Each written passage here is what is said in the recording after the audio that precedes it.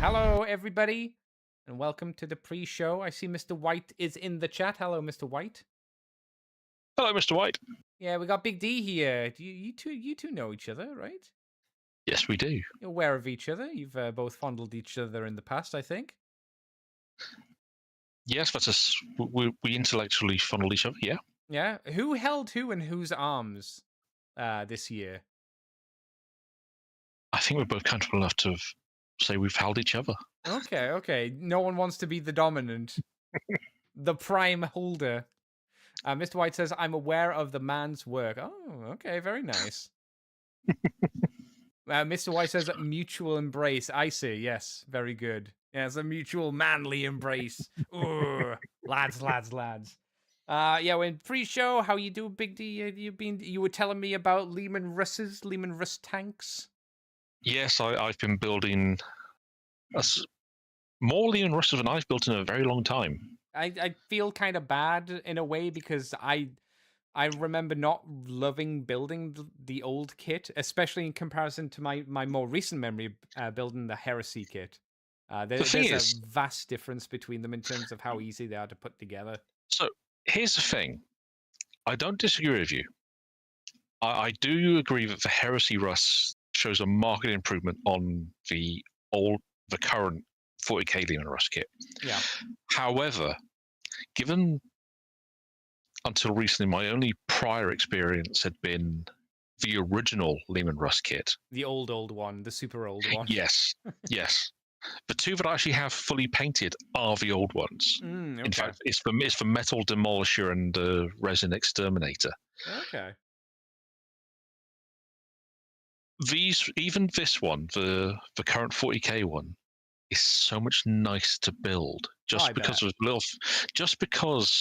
the fact you don't have to put the sodding wheel bogies into the sides of the tracks.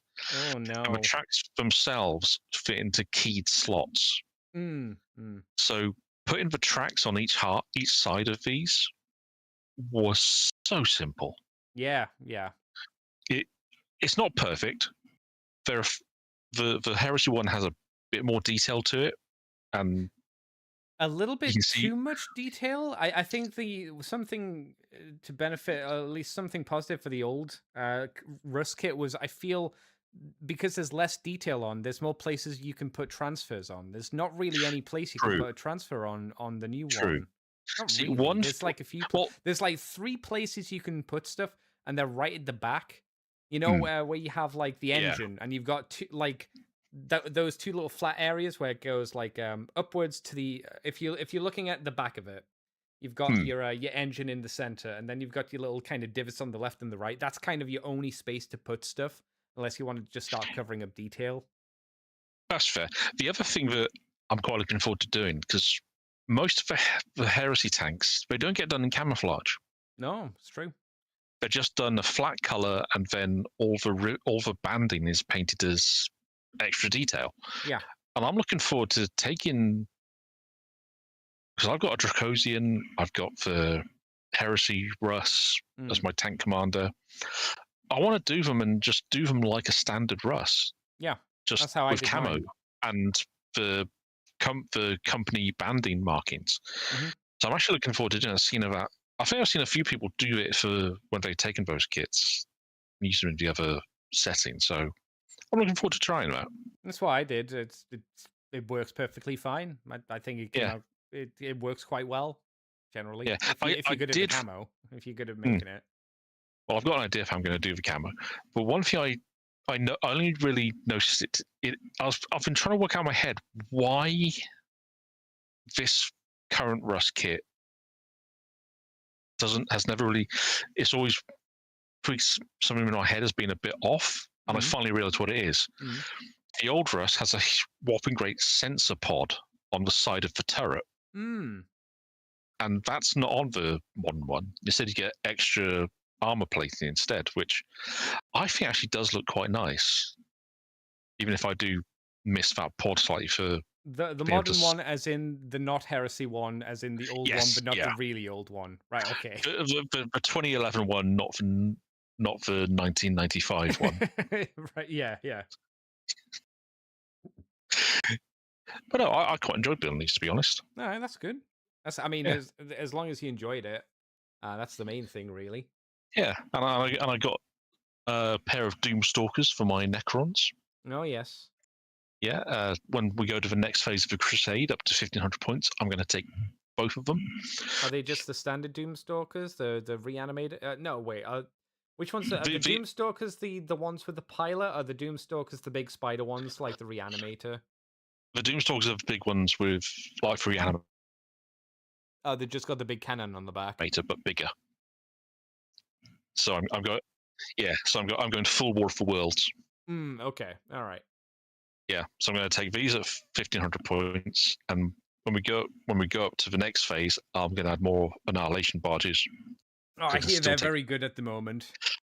It's one of their best kits in terms of like damage output and whatnot.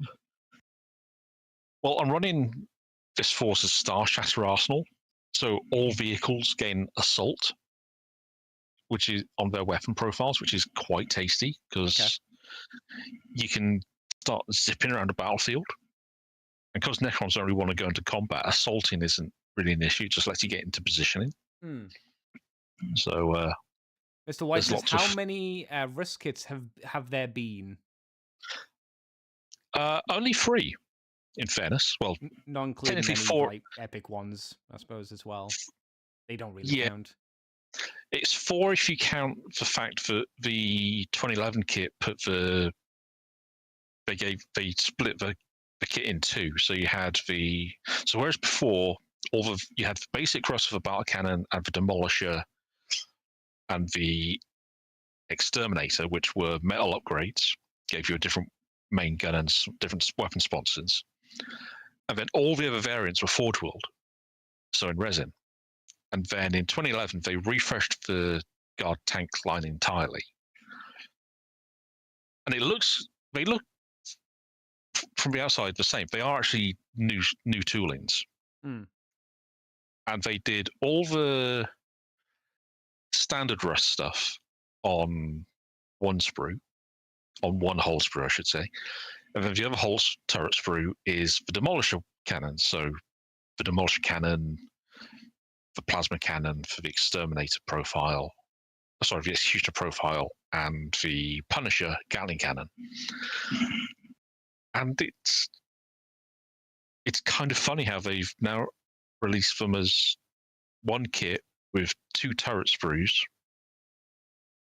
Although I hadn't realised this, you don't get the vehicle upgrade sprue. So you don't get the extra tank commander bits or the dozer blade. You just get what's on the base sprues. So there are tank commander bits on there, but you don't get like the heavy stubber and stuff. Okay. Odd, but it's been fun. I've enjoyed putting them together. It's been a nice change of pace doing tonks. Tonks. Good old tonks. Yes. Shall we get on to do some Transformer stuff then? We probably should. All right. I will start the music and then we'll get rolling. Music time. Welcome to Moonbase 2.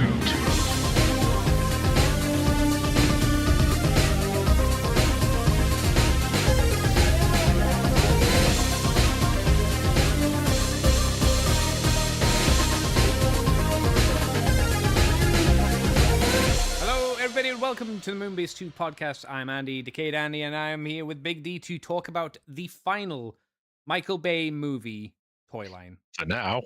Yeah, I was going to say, in how many... Is that going to change in a few years' time? I don't know. I hope not. I hope this is the final Michael Bay movie, but... Yeah. It's like they've been threatening us with it for years now, and it's finally come true. The sword of Damocles hangs over our heads. Yes. Yeah. But at the moment, it is the last one. So we've got the toy line to talk about. This was 2017. My God. That was almost 10 years ago. Yeah. Think about that. Almost 10 years without Michael Bay. So I guess, technically, it would kind of make sense to bring him back. It would be kind of retro for the kids that like his stuff. That's a terrifying thought. Michael Bay being classed as retro. I mean, yeah, kind of. I mean, he's no Spielberg, but Spielberg kind of dropped off as well, I suppose you could argue, but it's neither here nor there. The toy line. I was out of the movie toy line. I was out at the previous one, or I was out at this one. But there's still some toys to talk about, I suppose, isn't there? There were a few I remember seeing that did interest me a little bit. Not to the point where I actually bought them, but where I was like, oh, maybe I'll get them. What about you, Big D? Were there any in the line that you were tempted by? I have a few of the dragons. Oh, really? Okay. Yeah. Or like Steelbane. I wasn't Steelbane, and I've got the big combiner one that split in two because that was really cheap at one point. So like, yunk.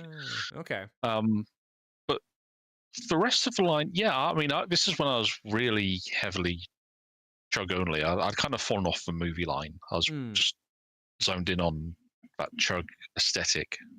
So I think it was around, they'd gone past Trillion 30 and they'd start it. This is what, tail end of Prime Wars, I think. I'm not sure. 2017 might have been. It was certainly pre-Siege. So, yeah, I think I was probably picking up a fair bit of stuff from Takara at that point. In fairness, yeah. So now I got the Seeker. I know I got to the Target Master at that point. Apparently, this was around the same time as Autobot Unite in Japan. Reveal the Shield. So it was the Reveal the Shield era, seemingly. Reveal the Shield. Apparently, if you on the TF Wiki thing, I scroll down on the movie toy line, then it says Reveal the Shield, an exclusive subline with a unified gimmick of hidden images. So this was Optimus Prime, Steelbane, and that was the Turbo Changes one. Oh, they brought it back. Sorry, you said Reveal the Shield. I was thinking, but that was that was a while ago. Yeah, it was a random. We'll bring it back for the movie toy line, but it's not actually Reveal the Shield.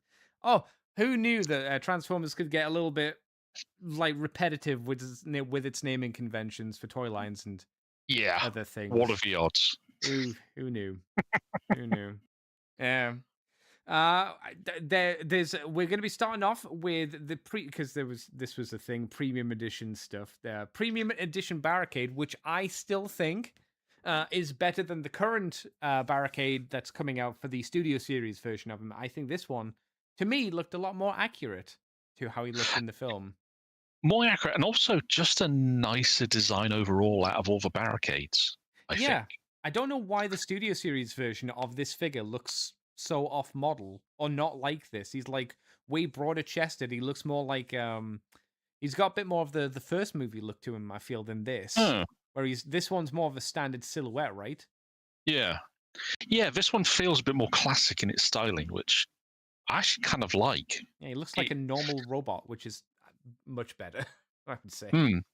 It kind of leans a bit into the idea that they've gone with currently with Barricade being another Datsun, effectively. He's not a Datsun, but you know what I mean. He's got that styling to him. It feels a bit close to that aesthetic than he has done at any other point in the movie line. Yeah. I mean, this is a figure that possibly not even with a head swap, but you could drop it into a Chug collection easily enough, and it would fit in. I think.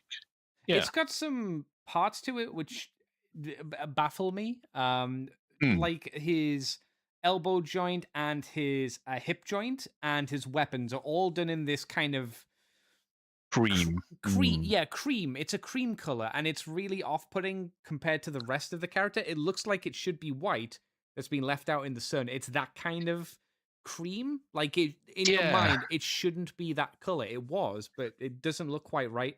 Going along directly next to kind of a metallic silvery color, and then his biceps, which are like gunmetal and dark blue. And the spots where you have that bright poppy white as well. Yeah. From the car mode, it's so weird. Yeah, I don't think he looked like that in the movie. I'm pretty sure he didn't have cream on him there. It's here though. I don't know why. It looks very off-putting. There's a possibility it might have just been the plastic that they chose to go with for those parts and accessories. But the question is, why choose that over the silver? Like of the the hip swivel, so you can see just below That's a the hips. That's a fair point. I don't know why you wouldn't just choose that. I mean, I would probably have preferred to have had that silver, but same silver that was in his biceps as is in his. If you put that in his elbow joints and for his thighs, yeah, it would make it more unified. Yeah, exactly. It wouldn't look so just odd. It looks like this was done because they were joints for some reason. They chose this plastic for some reason, but I mean that's my assumption, but it just I can't imagine that would be the case because I can't because they've used the ball joints in the shoulders and that's on the normal silver plastic. So I don't. Again, it's odd. It gives him a look, but I don't think it's a good look. And like you said, it's very ununifying as a color scheme. Yeah, and it doesn't really work for those hood guns he's got and those nightstick either. No, they look unpainted, don't they? Yes, they do. You know what? You know what color this is, and this will be. It's old unpainted Warhammer, isn't it? It's Skeleton Horde is what it is. Yeah, it's the old Skelly's color. Yeah, it's Warhammer miniatures in plastic when they weren't painted, like really old ones, where they were this green color for some reason. Good thing about the figure, he comes with a lot of things. He comes with a wrist-mounted multi-chain gun fist thing. I don't know how to describe it. That's cute. It's close enough. That splits in half and can go on the top of his vehicle mode. Granted, the integration to the vehicle mode is a bit. It's fair. At least that's something. Yeah. Otherwise, it would just be lying on the floor. He comes with a standard pistol, which is good. He's a police officer. He shouldn't have anything like a rifle. A pistol that can hang on his belt. The hip skirt. Whereabouts do these hang? They do go on his thighs. Oh, it's on the outside of the thigh. Okay. And then he's got one nightstick, which also can go on the side of his hip skirt. Both of these weapons go underneath the car. Not very tidily. They're just kind of plopped on. I assume there's enough space and clearance for the wheels. It's nice that storage is fair, because... Which one? Under the car or the hip skirt? I mean, both, to be fair, but just the under the car mode is... I think that's expected, though. I don't think that's going anything crazy. Like, we've seen a lot of Transformers have stuff bunged under the car, so I wouldn't say it's anything special. We've had a lot of movie characters in the last few years of this line that we've looked at, where the weapons have just kind of like been chunked onto the side of the car in some way. I guess you gotta measure them. You gotta measure the figures not by the previous movies, but by the other toys at the time. I mean, I mean, honestly, I think this looks quite nice. Other than for that cream plastic, that's a bit of a turn off. But I do like the actual figure. I do find it funny how he is basically carrying a supersized 9mm because that's got a hammer to it. Oh yeah. And they gave him a nightstick just to hammer home the fact he's an evil cop. And that's the thing. When was the last time before this, or even after this, where a Transformer came with a truncheon? Yeah, it's a bit of a novel bit of kit, to be fair. Yeah. None of maybe I could see tonfas, but even then, you don't get a lot of Transformers with tonfas either. No, it's a rarity. Yeah, so it's nice. It's The only other thing he's missing are like handcuffs, I suppose. Yeah. For like the full police theme. The only other thing they gave him is knuckle dusters with like a protect and serve on, which is. Like for this movie, like for the introduction of the Decepticons was very over the top and very obnoxious, and the Punish and Enslave Knuckle Dusters are part of that. But because he's a Decepticon, I think it kind of works. It still works with the character. It does. He's done in blue this time rather than black. I'm not quite sure why, but it's a very dark blue. It's something. I'm not against it. And I like the fact in the bumper for the car, you've got the red and the blue for the headlight stuff as well. That's quite nice. A minor issue as well is seemingly an issue that a lot of cars have, and it's just he has the The back roof and the bonnet of the car. Sorry, the boot of the car just on his back. It doesn't seem like it Yeah. tidies up at all, unfortunately. Yeah, and I was reading the description on TF Wiki, and apparently it's quite prone to snapping off because it's just one giant translucent piece. And is it on a the pin? ankle, Is it attached via a pin joint? I'm guessing. It's usually how these possibly. things are attached. And apparently his feet, I hadn't realised, they're translucent as well, and they can be prone to. Oh, what? They were prone to having stress marks God, out of the box, which is. Why does he have translucent feet? Why? Ah. Why? Yeah, I didn't notice that. I just thought it was black plastic. That is. Oh, Hasbro, why? Yeah. It is currently unknown if these stress marks expand into cracks that affect the tab's functionality. It is a mode. Okay. It has a mode that have been reported to have stress wear straight out of the package, which is what you mentioned. It's currently unknown if it has been reported that his shoulder kibble hinges can get loose almost instantaneously. And this results in the shoulder armor flopping over at the slightest touch. Oh my god. Oh dear. So maybe this is why the Studio Series 1 is better, at least from a stability standpoint. And also, they described it as being a shelf warmer, and then they re-released it in Wave 4. So maybe that would be an aspect. Another aspect would be, I remember his introduction vaguely. I remember very, very little of this movie. Very little. I remember random scenes, and that's about it. I remember his introduction, but that was about it. Was he in any of the movie? Was he killed off?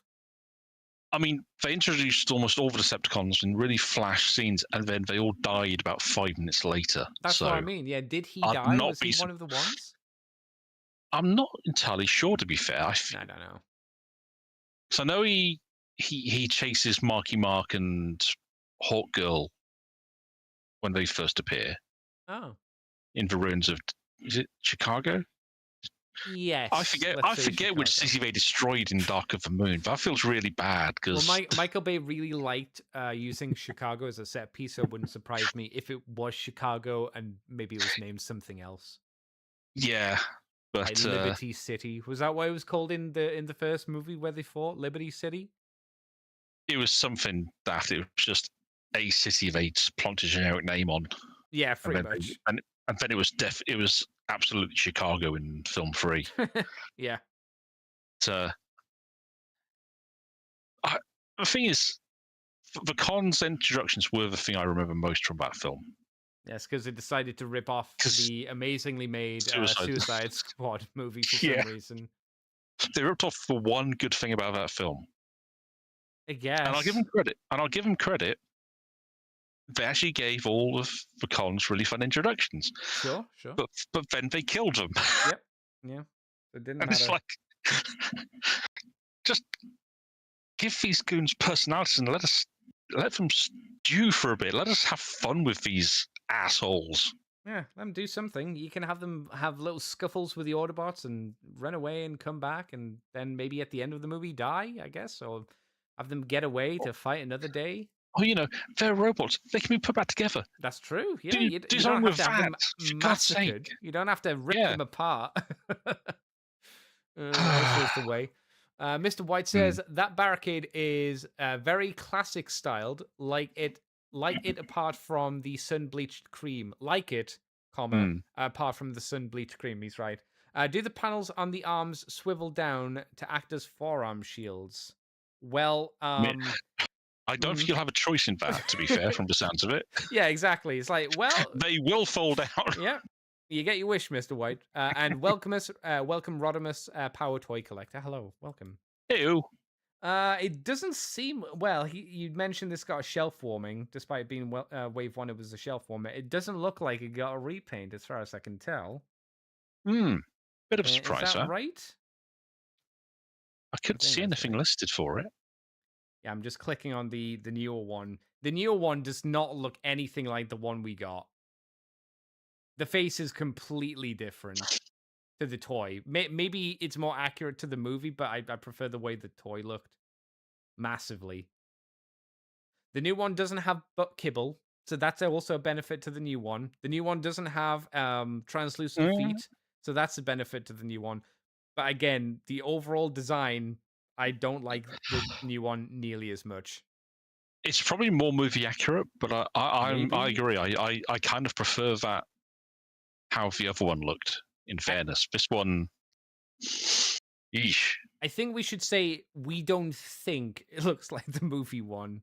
Or it doesn't look movie accurate because, as you said and I said, we barely remember anything about that movie.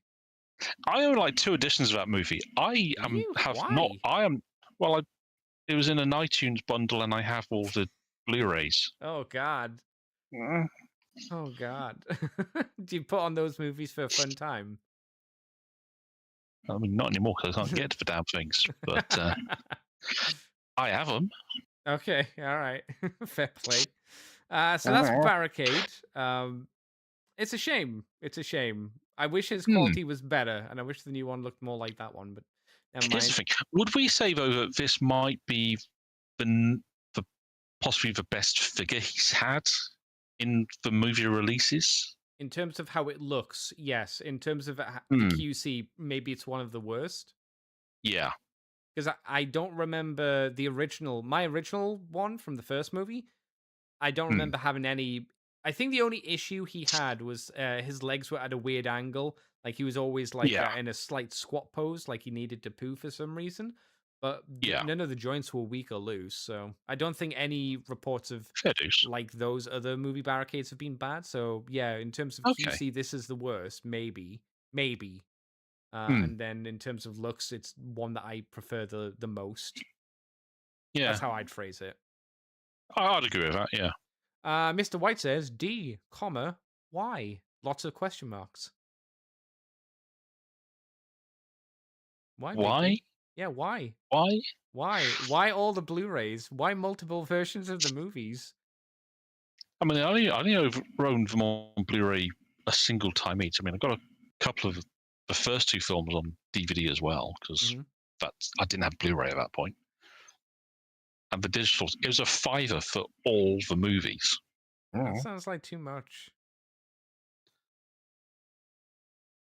Yeah, but I was working at that point. I'd never watch them. I would think to myself, I'd just never watch them. There'd be no way. To be honest, like the only like Blu-rays I get are like TV series or cartoons or stuff like that, where I'm liable to watch multiple times. Movies, I don't think for me they're not something I can put in before bed because it's like an hour and a half, 2 hours where a show will be like at most 45 minutes, for a trek or something like that. Yeah, that's fair. Something like that. Yeah. I'm actually really annoyed that Sharp is so expensive because I have never seen Sharp. I hear it's really good. I hear it's really good. And it's where you can watch. Yeah, but where you can watch it all for free. Mm-hmm. YouTube. Oh, it's on YouTube. Yeah. Oh, okay. It's all on YouTube. I know this because it came up my feed because I was looking into. One of the things I want to try and do is Silver Bayonets centered around Sharp and these lads. Oh, okay. I'll need to see because if I like a series, I do like to own it. Like I have Blackadder on DVD, but I'd like to get it on Blu-ray. But the Blu-ray's like 50 to 60 quid. I'm like, the DVD of Sharp is only should be less than 20 quid. Oh, I'm not getting DVD at this point. if I'm gonna get something, it's gonna be Blu-ray. Andy, it's a 30-year-old TV show. Well, I'm hoping they cleaned it up for the Blu-ray. I give you an example. It was an ITV production, as much as it's also one of their most lucrative shows for how it's gone around the world. The difference between the Babylon 5 DVD and Blu-ray is quite a lot, since the DVD stretched the image, while the new one kept the 4:3 aspect ratio, and they cleaned it up as well. And they reduced a lot of the noise. So there's stuff like that I'd hope that the Sharp would also kind of carry over. Yeah, in fairness, Sharp, I think they did film it as on film. On film, so okay. So it'd clean up well then for DVD. For Blu-ray. Yeah. And for its time, it's a very high quality production. Yeah, Hopefully, I'll be able to get it. Hopefully, it'll drop in price one day, maybe. Should do. I mean, like hopefully. I say, if you just want to watch, I might try it on YouTube to see if I like it. Give it a taste. Yeah. Why not, right? I didn't know it was on YouTube. Absolutely. I'll give it a crack. We have Bumblebee next, though. Good old Bumblebee. Again, part of the premium line. I guess it was only the premium line. It looks like the Age of Extinction one, but it is a redeco of the Generations Age of Extinction Bumblebee figure. So it is the same figure, just without the ninja star thingies on his back.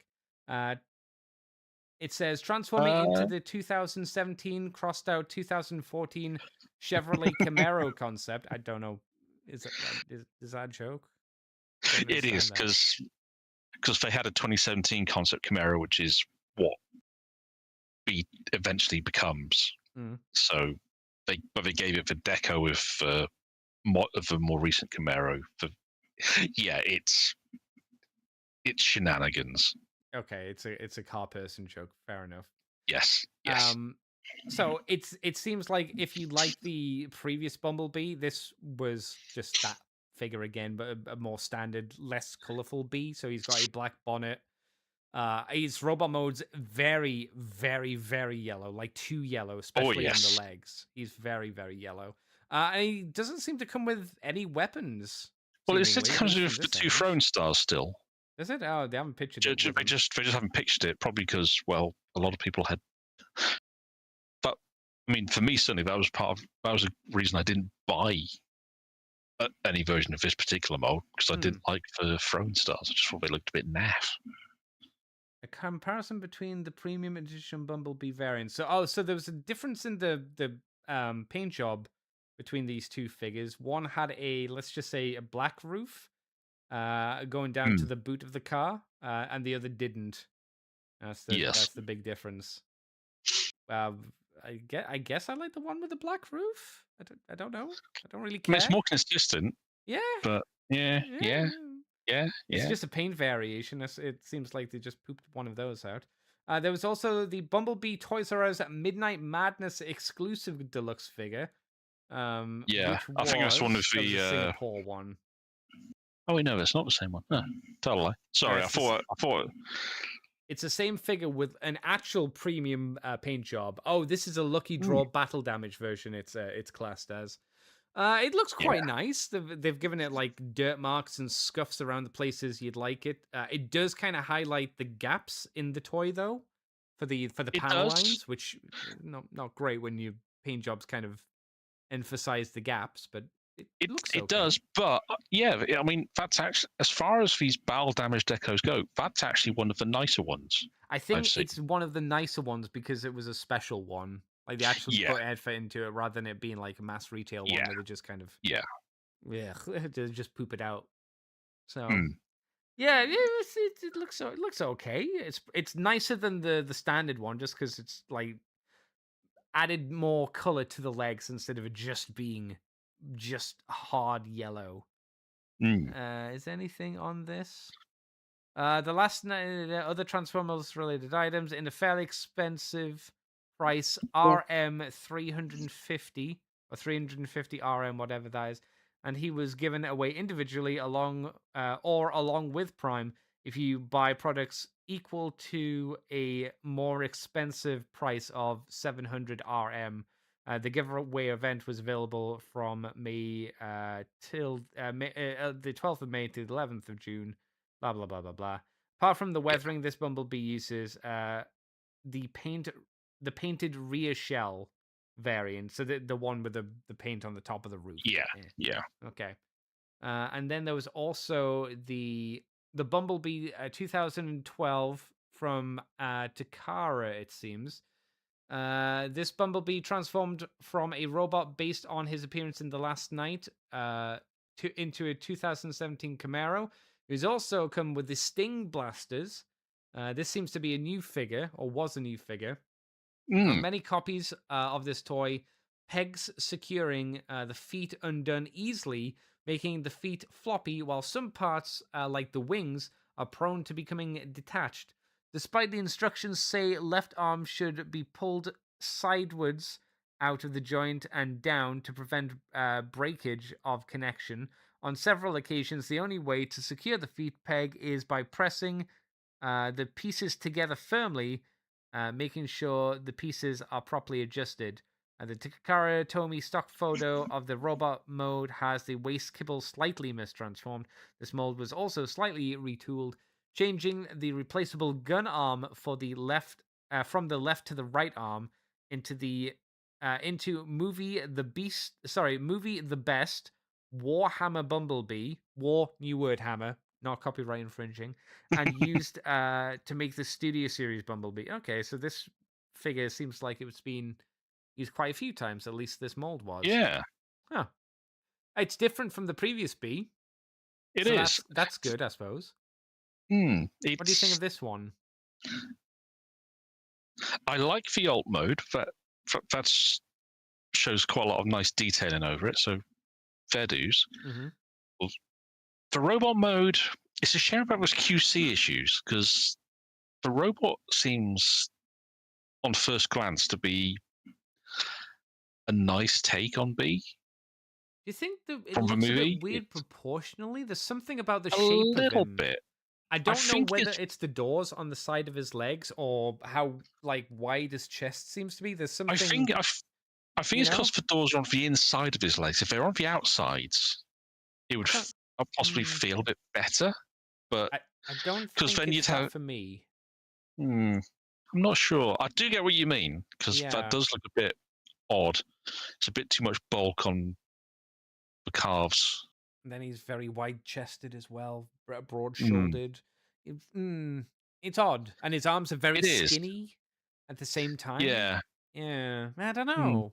I don't hate it. I don't look at it and go, "This looks awful." It's just there's something that's just not quite right, and I can't exactly put my finger on what it is.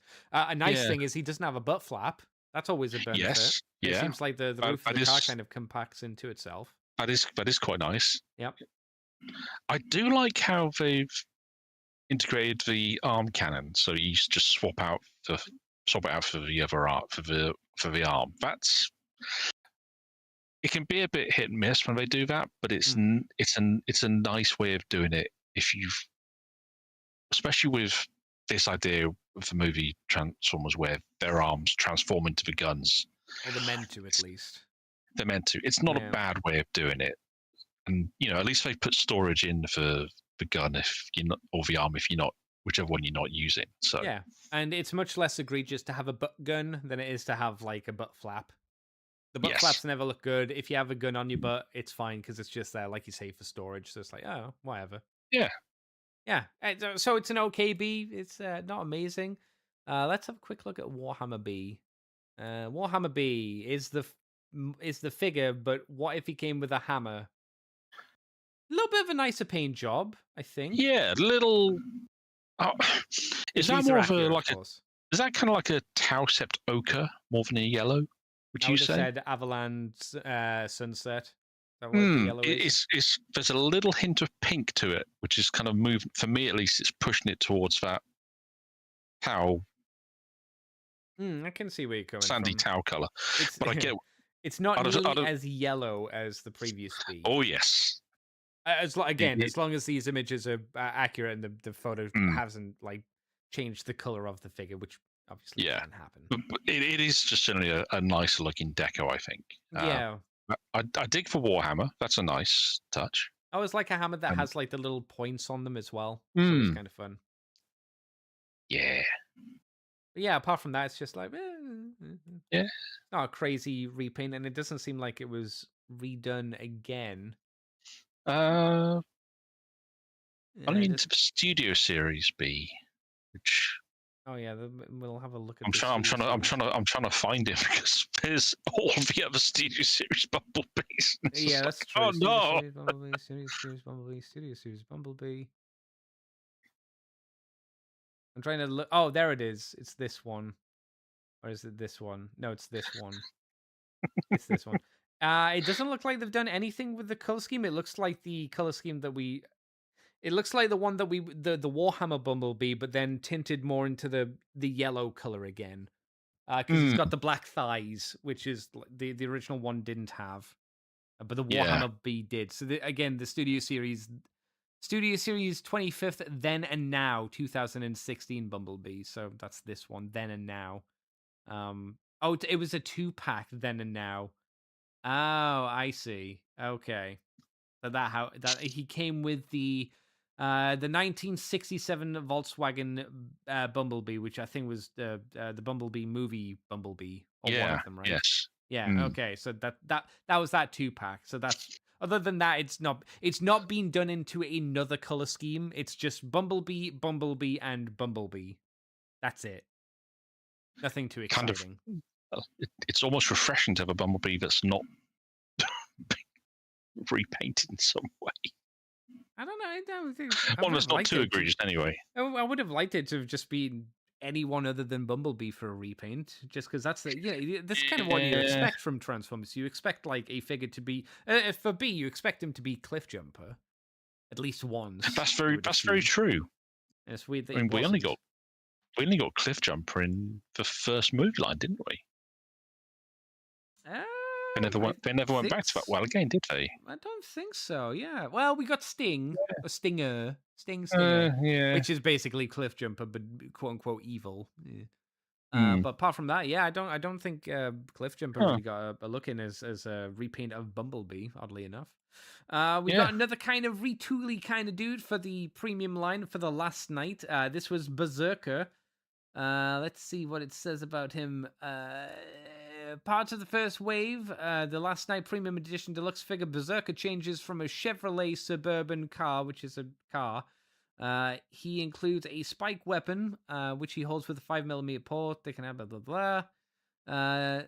Berserker was most commonly found a shelf warmer from the first wave. I think he died very quickly in the film, if I remember. Yeah.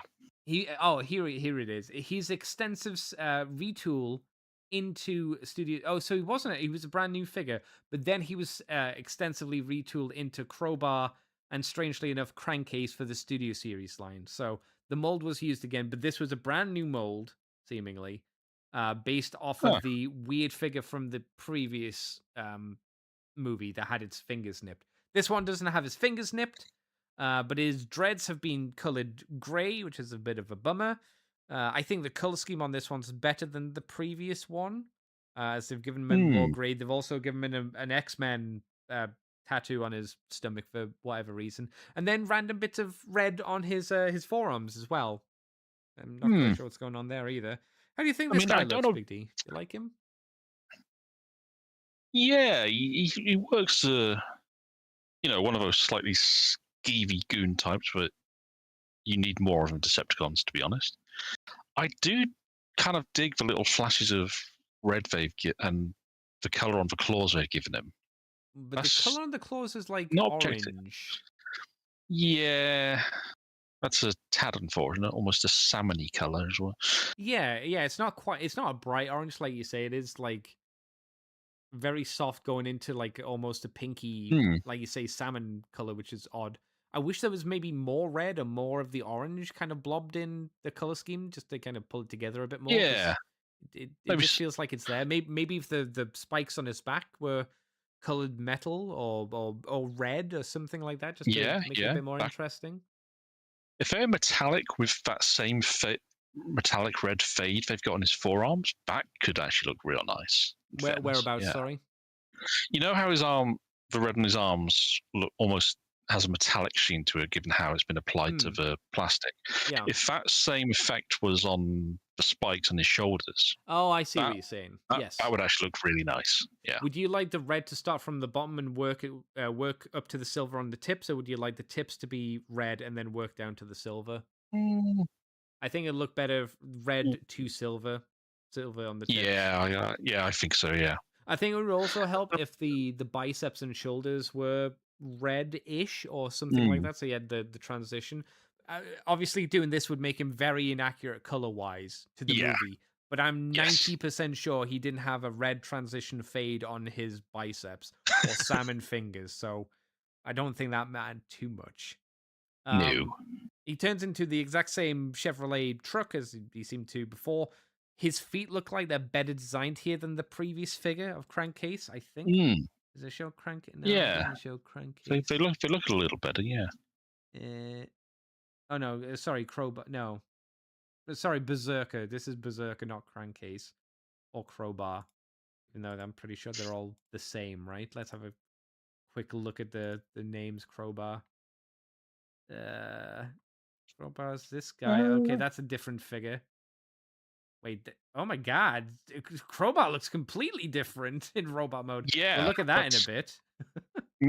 I'm kind of impressed, to be honest, how different that looks. Okay, Crankcase was the one from the previous movie. Even though he looked, at least in my eyes, very similar. He had the crappy mech tech weapon, the fingers that were nipped. I think the look of this one looks a little bit more visually interesting, even though he's got very slender limbs and whatnot. And then there's the Studio Series Crankcase. We can have a look at that. Should we talk more about Berserker? Do you want to just talk about Crankcase and Crowbar? Let's talk about the repaints. Yeah, because I was going to say, this guy, interesting. He looks like a shelf warmer. If you were going to make me bet, I'd be like, yeah, I could see him on the shelves.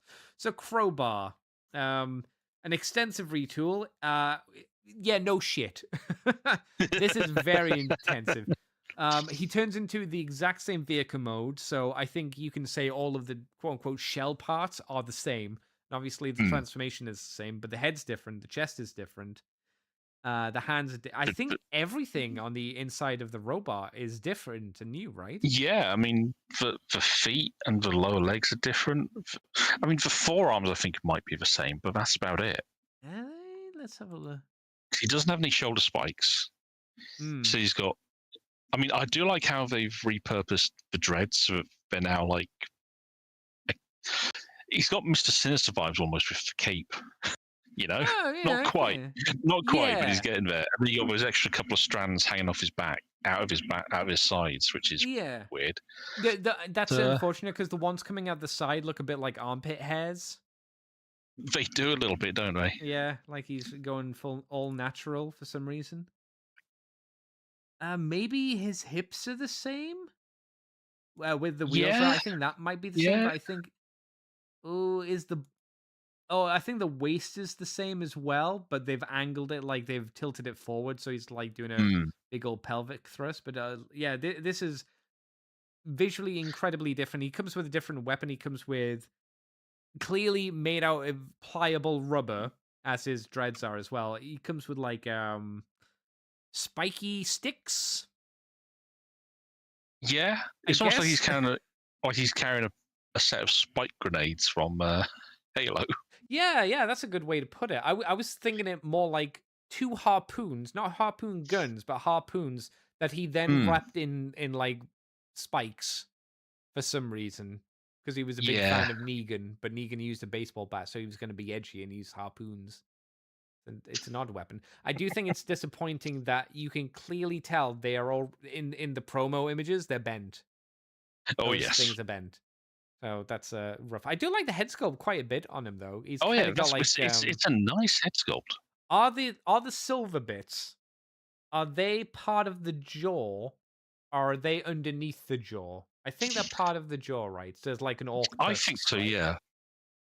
I mean, honestly, this head sculpt is giving me. It's almost like an evil version of movie Ironhide's head design. Yes. It's spikier with just everything's kind of gone a step further. I kind of see it. It's a little bit of a meaner cow face. It's more like what if the cow was emaciated and angry? But just because he's got the bits on the side of his head, like his head moves outwards, kind of like Einheids did, and then kind of went back in, tapered inwards to the top of the head. I could see where you're making that kind of judgment call from. XL Head says, "Sup fellas, how's tonight treating you? Hope you got some good Black Friday deals. I'll quickly ask you, Big D, did you get any Black Friday deals?"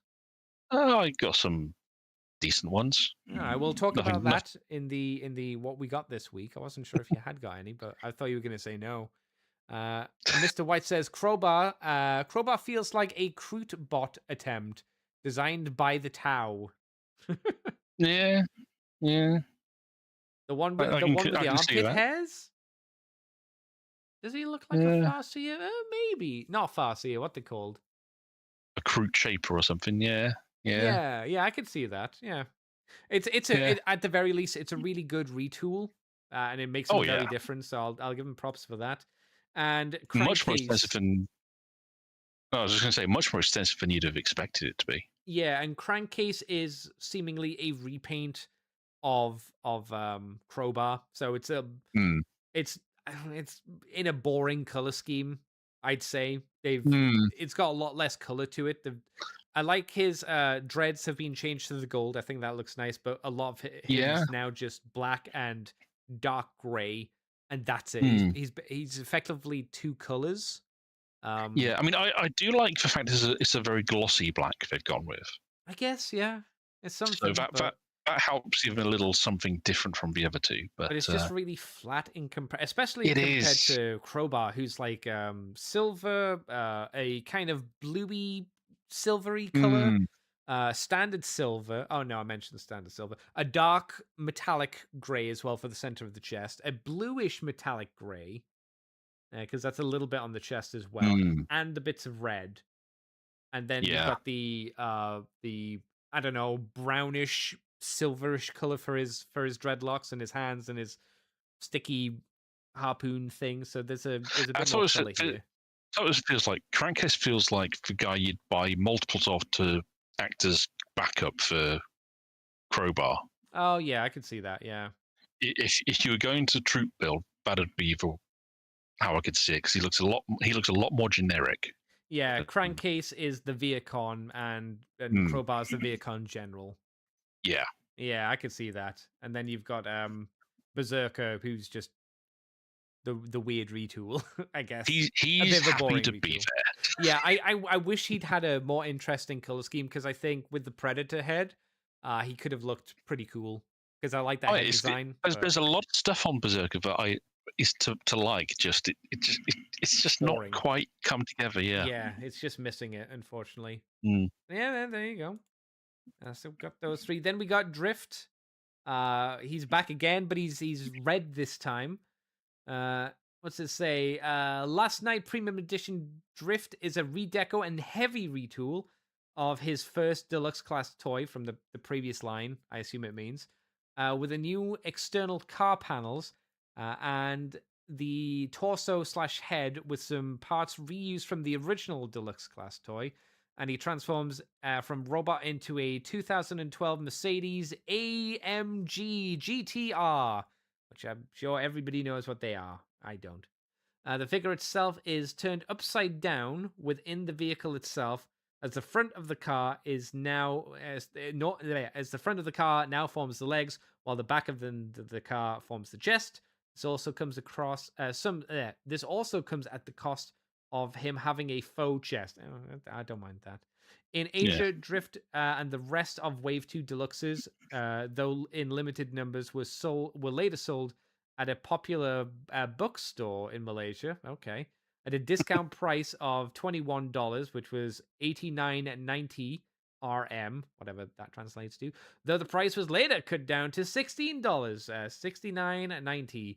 As part of a must-buy offers, Takara stock photos of the robot mode of the figure were later used as a cutout battle figure included in the TV magazine Burning Megatron. So, how do we think this new but not new Drift looks? One, he's very red, and two, would it have killed him to try and get a Japanese car for the Japanese character? Oh, is it not a Japanese car? No, I don't know. Mercedes-Benz are German. Okay, it's almost Japanese. They're on the same side during World War II. It's fine. Close enough. Yeah, he's gone from being very blue to very red. And it's like, he's still got a lot of butt panel as well. Yeah. A lot of butt panel.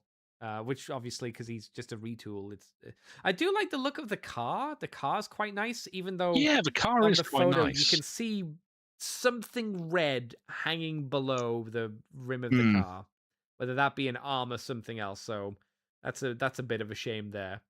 I think they said he's got new head, but it looks pretty similar to the previous one.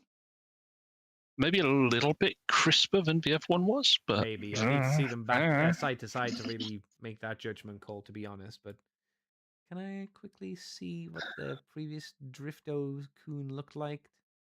Where was it? Oh, there's the image of it. Was it this one? No, it was this one. Let's open that image up. And then open this one up and have a side by side. Okay, so it doesn't help that the image is pretty blurry for the previous one. It does look like it's a little different. He looks like he's got more sculpted under the chin than the last one. Otherwise, he looks pretty similar. Obviously, the chest is very different. I don't know if between the two of them, I might like the robot mode of the previous one, or I like the car mode of the new one. I think the car mode in this one's a lot sexier. But I think the robot mode looks a lot. No, maybe I don't. Maybe not a lot better. I think it looks nicer, at least to me. What about you, Big D? Yeah, I'd probably go with that. I mean, yeah, I'd agree with that statement. The robot mode for the AOE version is it just feels more coherent as well, because you haven't got all these black panels from the car mode hanging off it. It's a blue body shell that's just got slightly different colored blue underneath it for the body.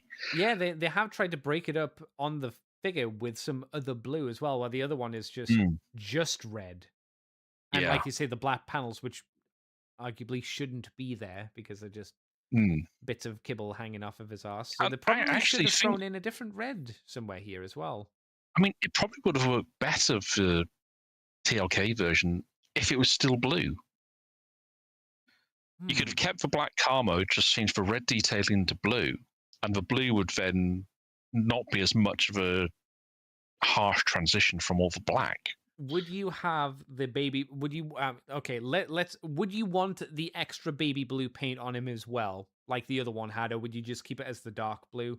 Because I think I would want those to help.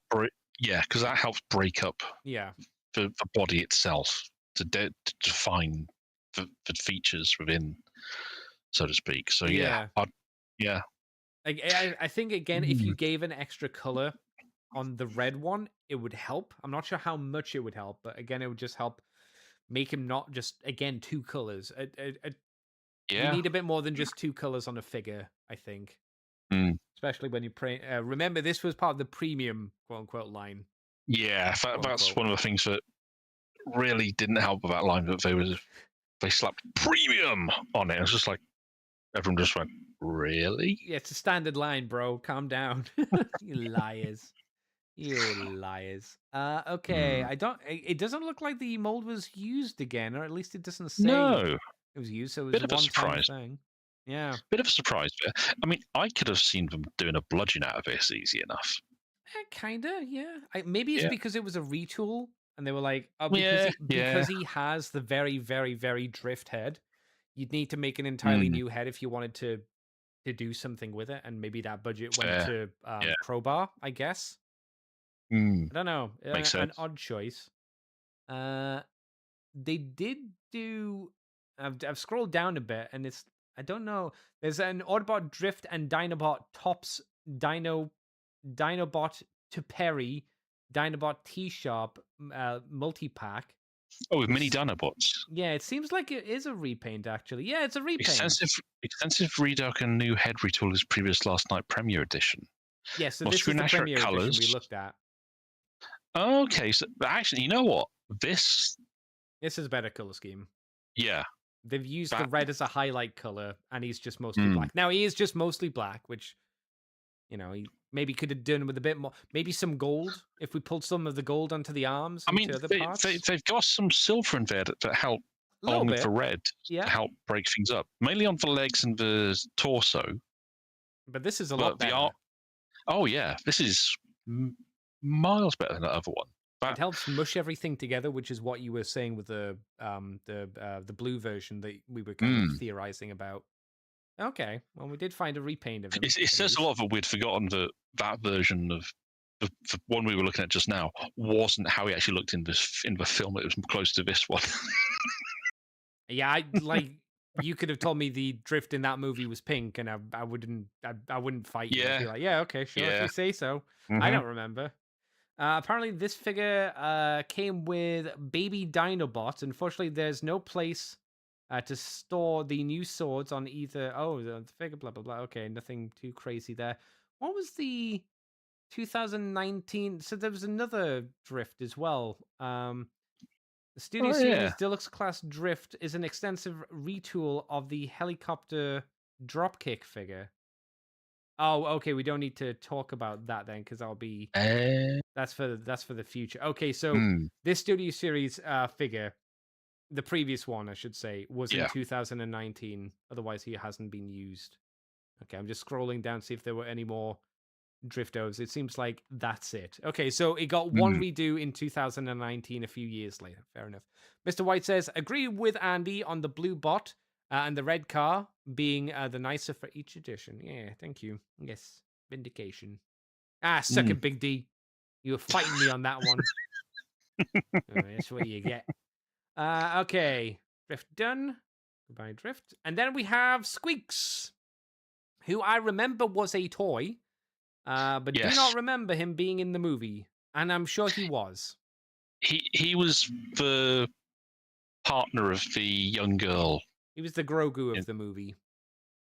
Yeah, well, he was her ride around ruined Chicago, and they were gathering junk and making weird weapons out of stuff. It was the cute robot dog thing, which is what Grogu is. It's what they do in a lot of movies. It's what the horse was in Tangled. It's the dog for the the character to interact with. But this was bad. This was not interesting as a character, obviously. No, but he was nowhere near as offensive as Wheelie and Doc were. Yeah, but they had character. They had an obnoxious character, but they had a character. And you remember them. You remember them for all the wrong reasons, but you do remember them. That's a very good point, yes. I remember that Squeaks looked like this, and then nothing else about it. Nothing. I remember it got an Ultimate figure as well, which was the big electronic figure of the thing. So this was released as part of the second wave of the Last Night premium figures. Squeaks transforms into a small-wheeled robot, from a small-wheeled robot into an unlicensed Vespa scooter with an attached cargo, in quotations, trailer, I would say quotations trailer, which also changed into a maintenance bay. Squeaks says that's because he didn't do a lot of transforming, so they had to kind of fill it out with something else. Squeaks has a pair of screen-accurate small rubber handlebars, because rubber, we love that, which can be removed and swapped for either a disproportionately big robotic arm or a large multi-barreled gun, both based on his salvaged Decepticon arm, and its cannon mode from the film. Though undocumented in the instructions, the said arm can also wield the gun as a gun via 5mm peg. You'd rather do it that way. But take note that the combination of the large cannon's rubbery plastic and its seemingly heavy weight allows it to fall off the right arm very often. Its maintenance bay opens up and it's got a lot of stuff in it, with siege clips as well. Similar to Berserker's arm kibble, Squeak's vehicle mode headlights pieces do not have any glue holding it in place and tends to just pop off during transformation. Oh, very cool. Take note that storing the rubbery parts, such as the arm and the handlebars, into the painted toolbox for a long period of time may cause paint to chip and them to stick onto them. And in Asia, Squeaks and the rest of Wave 2, blah, blah, blah, nonsense about being part of the magazine. So, rubbery parts, paint chipping, What do you think of Squeaks? I like his Vespa mode. I think the bike mode looks really good. I mean, it's a fun little Vespa mode. He's a cute little character. Just he's a bit of a, like you say, he is a bit of a nothing at the end of the day, personality-wise. And it does look like someone has had a shit on him and not cleaned it up very well, because they're trying to give a rusted look, but it doesn't look like rust. Yeah, it looks like very washed out poo. Yeah, it is funny to move over his quotation marks trailer. has more gear inside it than some Optimus Prime trailers have had. Yeah, it's actually got things in it. Like it's got missiles. The side panels open up to be guns or something, and then like you say, he's got a little toolbox. I think it's because it's not like overly big, which is what Prime's Yeah. trailer is. It's just big and empty, while this is reasonably small and full, which is good. It's quite nice. Yeah. I'm surprised this figure didn't get repainted at least into red. I'm not saying he would make an amazing Scooter or T-Bob, but I think either of those paint schemes would have worked reasonably well. Yeah. He'd probably work better in robot mode. Probably would work better as T-Bob, I think. Hmm. You know, he's kind of got that. He is a bit of an odd cross between those two characters, isn't he? Yeah. It looks like his kickstand is necessary for him to stand up in robot mode as well, just because he has wheels for feet. Yeah, I mean, any character with wheels for feet, that's going to be an issue. So they need something. I'm guessing this thing doesn't do a lot of articulation. I assume it's got a head swivel, but I don't know. And then the arms are on little pinned universal joints. So, and that's it. You know. In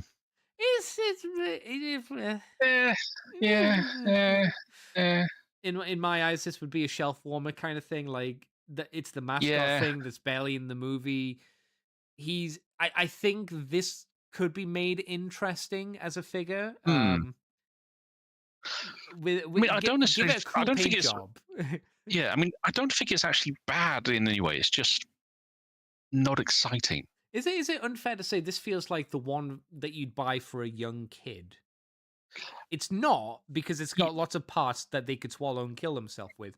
But in terms of how it looks, but it's clearly been marketed as such. Because I mean, you can just scroll through the rest of his listing. It's just like, good God, I'm glad I was working retail at this point. This is going to be an obscure thing that you might not understand from me describing. Do you remember those weird Astrobots where they weren't Transformers? They were white, they were red, and they had bits of blue on them. They had a wheel on the bottom which you pulled back, and they raced forward.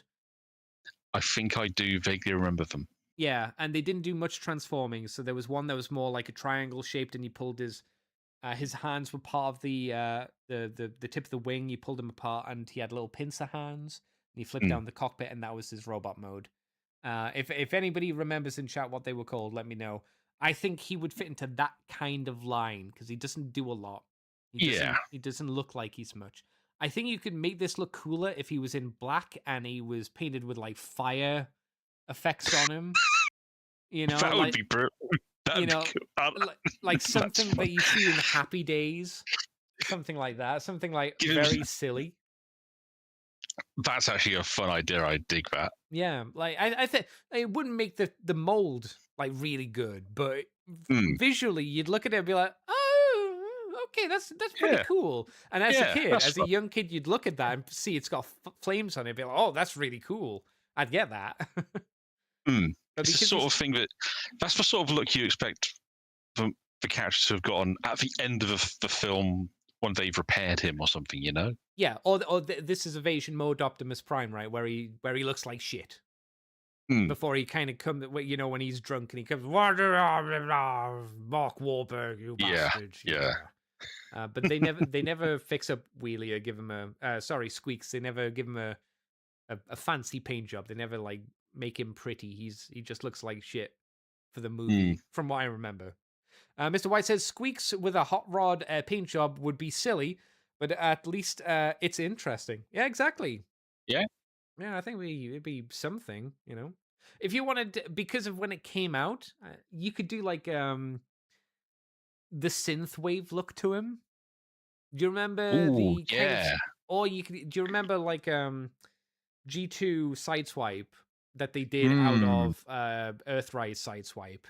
Yes. You could do something like that with him as well. Make him like very 80s, or because it's a style of the time, or just like 70s hot rods. So you could do something interesting and make it look kind of neat, I think. Yeah, there's possibilities there. Yeah. Like I say, wouldn't make the toy amazing, but would make it look more appealing. And I think might...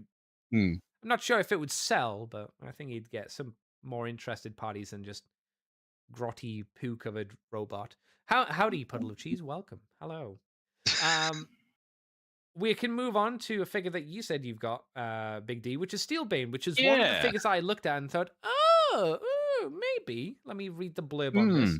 Released as part of the second wave, Steelbane transforms from a robot clad in medieval armor, which is why it looks pretty cool, into a dragon, which is also pretty cool, seemingly based on an underwater ship dragon concept art. Okay. He's armed with a sword. That's not important. Unfortunately, Steelbane suffers from loose ball joints. Oh, good.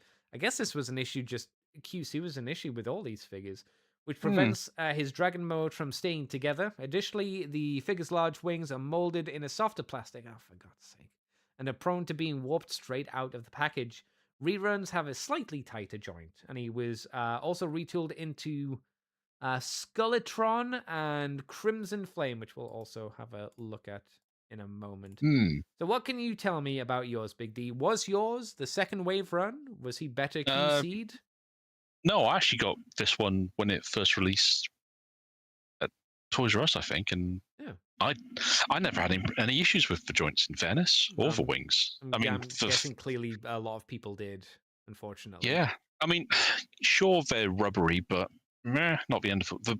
The most, honestly, my biggest frustration was just the fact that his sword was rubbery and prone to bending. Why are his wings rubbery? I'm not sure. Because we've seen robots that have big wings like this. There seems to be no reason why you would make these in a rubbery plastic. I'm sure at the time there was probably a logical, at least a reason why Hasbro chose to do it, but it seems weird to give him big rubbery wings, because if they're plastic wings, they're thick enough. They're not gonna break. They're not sharp wings either. I mean, I haven't messed around with him in a while, but the things that I remember, the biggest gripe I had was that no swivels in the wrists, fair dues, but look at his hands.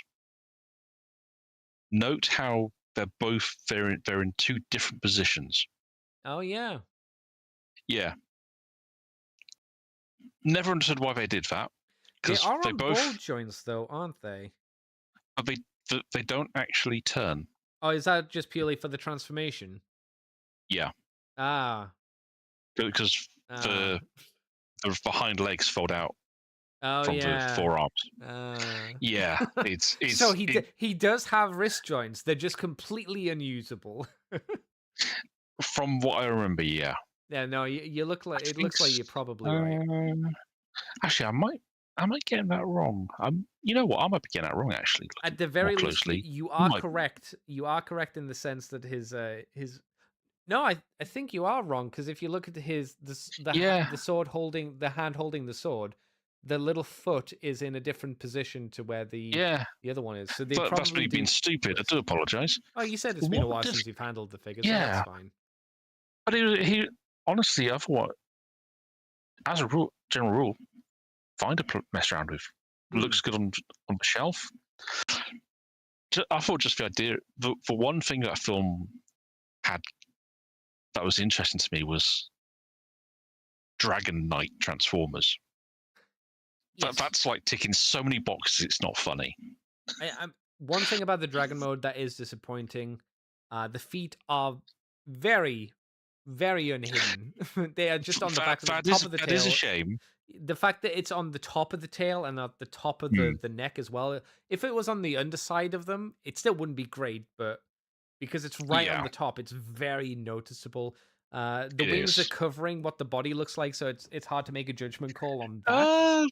It's actually not a bad body overall, because you get a better look if you look at Crimson Flame, because that one they got rid of the wings because it was the Year of the Dragon version, so it's supposed to look more like a Chinese dragon. Yeah, okay. The body's not too bad. No, and it actually does create quite a nice live dragon, which is actually really hard to do. Yeah, its biggest complaint for the Dragon mode is definitely the feet. Yeah. And you might have been able to do something if you could, like, because the inside of the shin is empty, so if you could have had the feet go into the shin, I assume that's the same on both sides. That probably would have helped. It also would have covered up some gaps as well a little bit. Yeah, it's one of those things where I think it just needed a little extra engineering on the legs to make it work. But I imagine it was out of the budget at that point to go that far. So yeah, you literally need like one extra piece. You turn you cut that. If we look at the Crimson Flame, if you cut the joint, that gray bit that's for the neck, if you give it a slice through there and make those two bits, so you've got the pinned pinned gray bit, and then you've got it like mushroom pegged on top. So then you could just kind of swivel it round, and you probably do that on the other side as well. That would have helped. Yeah, that's two extra pieces. Like you say, that's probably not feasible. Because I was going to say the other thing I wasn't a big fan with Steelbane is the color scheme is lame, and you can see how much better it is on Crimson Flame. Yeah, even on Skeletron, it's more interesting, to be honest. Absolutely. And I actually have Skeletron somewhere as well, I think. Is he just meant to be another one of the knights? Yeah, he's just another knight, one who's taken a bit of a knock to the head. But it's just in a much more interesting color scheme. Oh, is this the one that's meant to be dead in the shuttle? Possibly, that they find at the start of the movie. Is it meant to be that guy? I don't know. Quite possibly. Okay. But I again, it's a nice set of colors. They've emphasized the armor quite nicely, so it plays much. Steelbane isn't exactly shying away from the knightly aspect, but Skeletron, the way they've done the big panels of armor on his shoulders, his chest, his legs, that sells it a lot more than Steelbane did. So fair play. Still got the same issue with the feet that Crimson Flame hides by having it be the same color as the rest of the body, effectively. But it's a fun mold to play with, you know? Yeah. And it looks nice as... It's a fun idea. It's one of those things I just wish it had been in service of a better film. So I'm wondering if Skeletron would look better if he was just all in bronze, because it feels like that's what they're going for. But I could see that. It looks like they airbrushed it on. Like if you look at the inside of the thighs, there's a lot of fade going on. Yeah, and it fades to like the rest of the grayish plastic, which is fine. It just looks odd because that's not how like bronze is meant to be, because it's clearly meant to be like oxidized bronze for his like the highlighted parts, which isn't done too badly. It's a little bit sloppy on the shins. It just looks like they've slapped it on there. For this level of toy, I'm actually moderately impressed by how well it looks, in fairness. That's why I'm surprised it wouldn't have been cheaper to just make him in from bronze. Maybe it's an issue with like gold plastic syndrome kind of shit. Maybe that's the reason. Quite possibly, we'll just airbrush it on. The head sculpt, like you say, is interesting. It looks kind of creepy. And again, I like the idea of the dragon. I don't think it's perfect. But it seems like it's okay mold, fine. Yeah. And then for the Crimson Year of the Dragon, because this was a Chinese exclusive, I vaguely remember talking about this. I was actually looking at one of these earlier on AliExpress. It's like 35 quid shipped. It's a little much for a deluxe, but it's an exclusive, so it's like it's cheaper than it was when it came out. In fairness. Oh, okay. Well, that's good at least. Yeah. The resculpting they've done. I'm not big fan of the Chinese warrior helmet. I like the Chinese dragon mode. I think that's really good. And I like the extra shield they gave it to plop onto the top of the body, so it helps tidy up the back of it a bit more. And I quite like how they've given him an ancient Chinese gun, effectively. Yeah, twat and stick, right? No, it's a proper gun, isn't it? Yeah. Yeah, it's one of those three-barreled arquebuses they had back in the day. So they're leaning really into Legend of the Three Kingdoms stuff for this guy, which is kind of fun. Just imagine you're playing Legend of the Three Kingdoms, and suddenly this dude drops down and is stomping through a horde. It's like, oh shit. I think it's weird. I would have liked it if his thighs were the gray plastic that the biceps are. because it seems like they're painted Yeah, red with like a very bright silver on them, and I think it would have been a little bit nicer to have more of that dark on it. I would have liked a little bit more of the maroon color as well on the chest, because what Skeletron did was it highlighted the details on that chest. On this figure, it's all just orange, so you lose all the detail. At least it's not as easy to pick out there, so it's a bit of and it's a shame because where they've used that maroon on, like for stomach armor and the thigh armor, or, the groin armor, that looks really good. That works, and on the shoulders, so bit of a shame. But I mean, I do like how the Chinese warrior head, it actually looks like a transformer. Yes, it's not bad. It's just a design that I don't like personally. But I don't think it's a bad look. It doesn't look like it's badly done, is how I should say it. Yeah. And I do like how the shield actually helps with the back of the dragon mode as well. Yes. Yeah, that's very useful. Tidies it up. That's cool. Yeah, and it looks like a shield that's not out of place either. It doesn't look like, oh, this is clearly just something that you use to cover up the back, which it is. It looks like it's a practical use weapon as well. Yeah. Good. Sometimes, you get figures like, I remember specifically the first movie Jazz, where you had like the back of the car. Oh yeah, that weird radome effect thing. Yeah. Use it as a quote unquote shield, and it looked terrible. It's just like it was the back of the car for some reason. He just popped on his arm. This doesn't look like that. This looks like it's actually integrated well as both things. So good. Mr. White says, did the chest of the Grey Dragon Knight have a chest gimmick? It looks like it had a rotating panel to show damage or something. I don't think it did.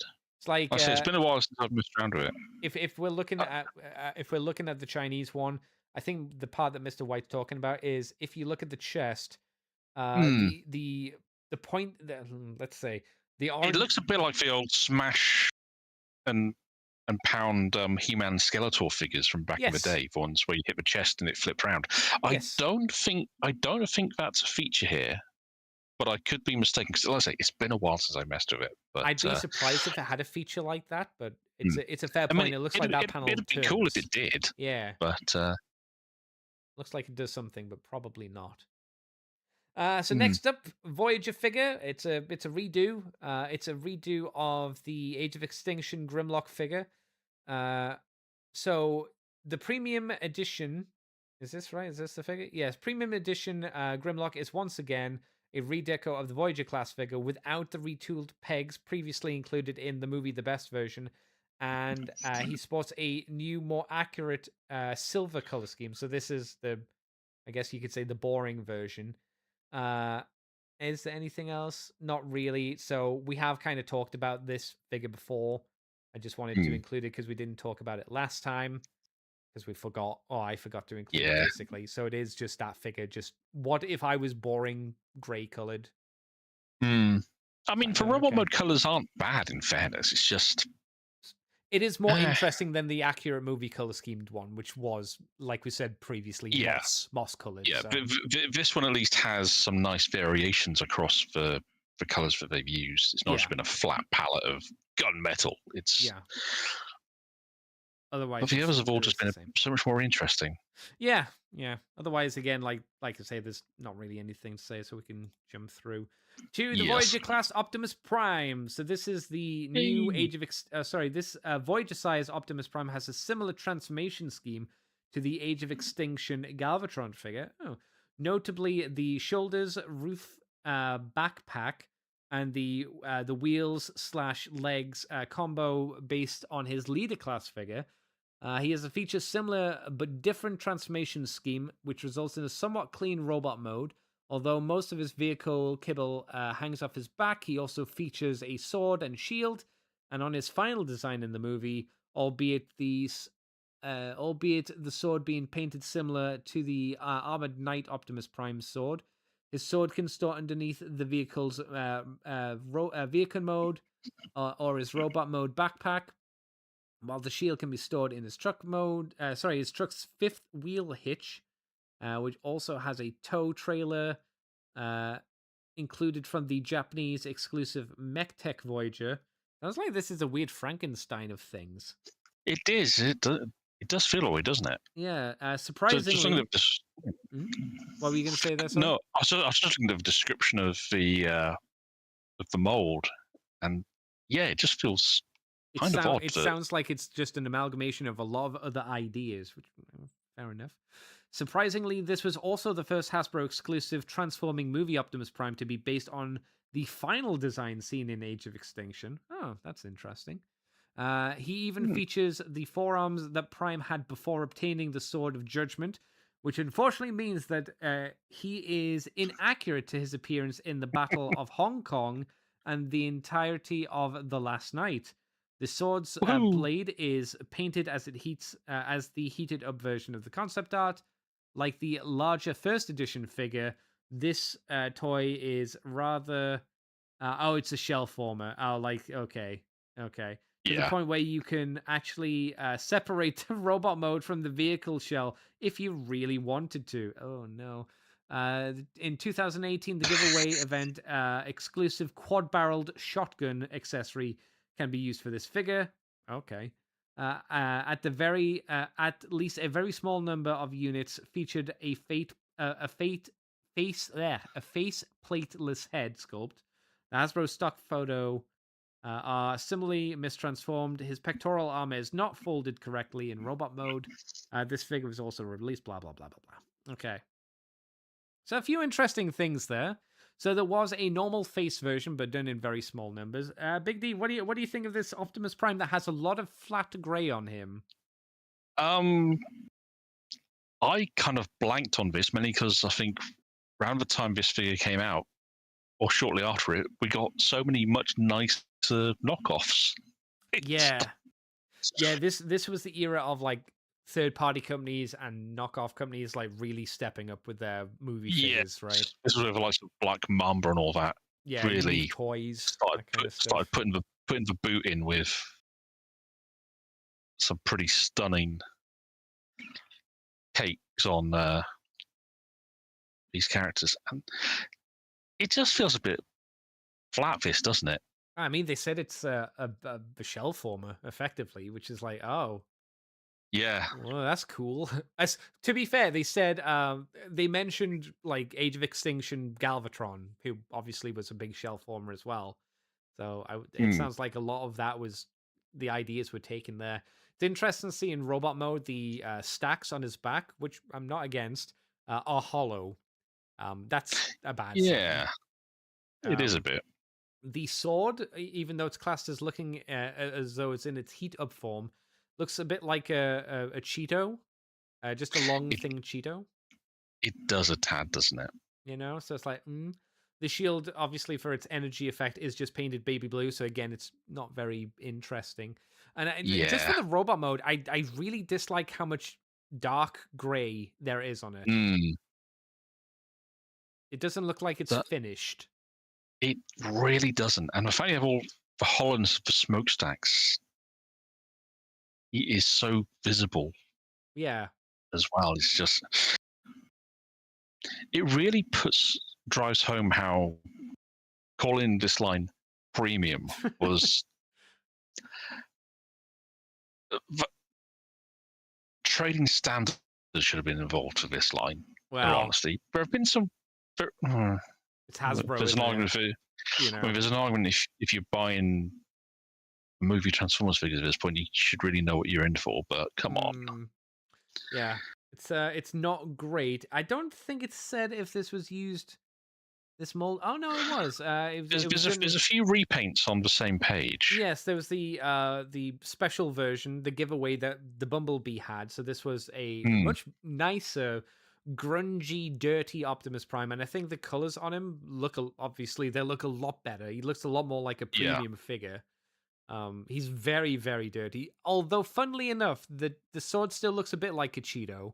They do have like the edge of it a lighter yellow, so it looks like they've attempted to do something with it, but not compared to the rest of the robot. Yeah, then you've got a Dark Optimus Prime repaint. Come a on, little load. further down, but the fact that they've gone for a dark gunmetal for pretty much all the inner robot detailing with a dark blue over top of it, that works. I'd love to say, but none of these images are loading up for me. There we go. Okay. Yeah, he's got. Oh, this is the evil Optimus Prime. Remember when he became evil because Quintessa touched him for like what 45 minutes of the movie or something like that. Enough to have a lame fight with Bumblebee. You know. Yeah. Quintessa sucked Prime's dick and he became evil. You know, and then B had to bro him out of it. I guess that was the subtext. It's very deep filmography kind of language. You know. You wouldn't get it. I do like that I think the reason that this color scheme looks a bit better in some ways is they don't have any of the bright silver in random places like his foot on the inside of his legs. It's just consistent, the gray version, the dark gray. Yeah, that consistency helps a lot. Yeah. Yeah. I don't quite know why they have like an egg yolk yellow. That I guess it's meant to be gold as like a random highlight color, but it's there. I mean, it does help just get a little bit of extra. Was it there in the design though? I mean, it must be, but it was probably not that bright. If it was there, it's probably not nearly as like obnoxious as it is here. Is the chest different? Oops. Is the chest different from? It might have. I don't think it is. It might have been transformed a bit better. They did say the flaps were mistransformed in stock images, didn't they? Yeah. So there is that. Yeah. I don't like how the shield's done because there's no color on there at all. It's just blue. Yeah, that's a bit of a shame. But the darker color, the fact it's a darker color does help it overall. But yes, it would have been nice if there'd been just something more with that. We needed some gray or some silver on there. I think would have been nice. Yeah. That's about it. And then there's a Lucky Draw version because gold. Gold. Is this one as well a San Diego Comic-Con exclusive? Yeah, that's a different one. Comes with a fancy packaging. Yippee. Also, what's the rubber thing? I am not sure. Chat, what's the rubber thing? It's an authentic tire piece from a from Western the Star 5700 XE truck. Oh, that's right. Oh God, I forgot. Yeah, Jesus. That's right. I remember that. I remember them talking about if you get the San Diego Comic-Con version, you get a bit of the tire. It's like, how do you know it's the tire? No, it's not even the tire. It's a tire.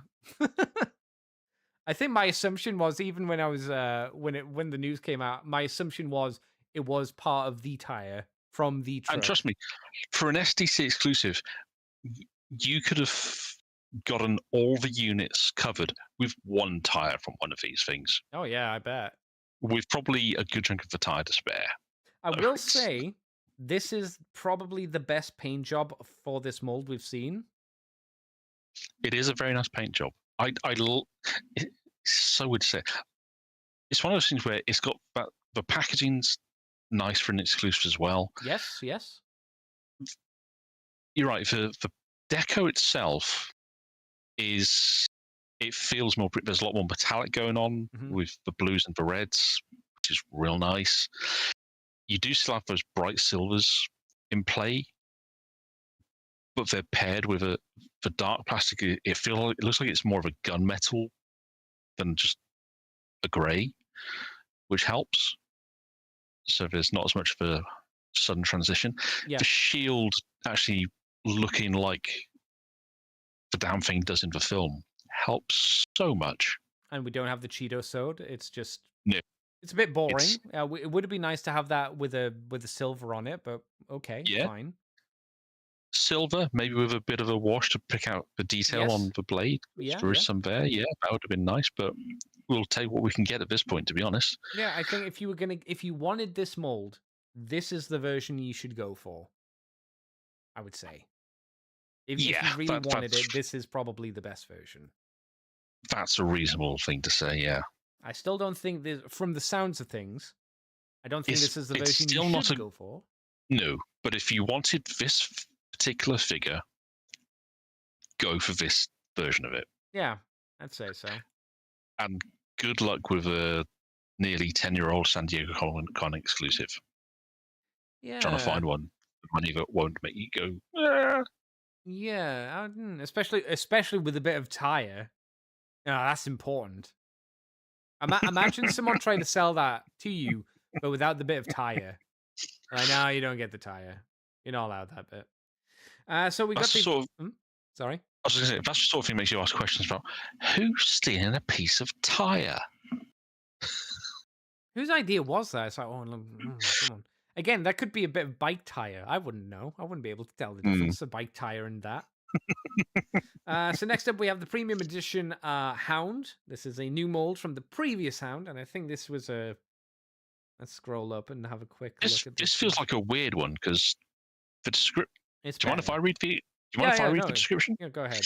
So, part of the second wave of premium edition Voyager class toys, Hound transforms into a backless Mercedes Unimog tactical vehicle. Figure comes with 4 guns that can combine into a weapons turret to compensate for back to the vehicle mode. Figure also features a removable helmet. If one should find this incarnation of Hound's arsenal to be lacking, worry not. The figure has 24 hard points throughout the body and included weapons, 6 of which can accommodate the small pegs found on the previous version of small arms, allowing the figure to repurpose and arrange his older arsenal in a number of ways, even including specifically molded holsters on his thigh kibble for the guns that were stored within his legs on the 2014 version. What? That's bizarre. That's so weird. It's a figure that's been. Yeah, buy the other one. You want him to have the guns? Buy the old version. That wasn't very good. Yeah, that's such a weird flex to make. But they made a figure that's. I mean, it's not exactly a bad figure by any stretch. It's just lacking all stuff. Previous one.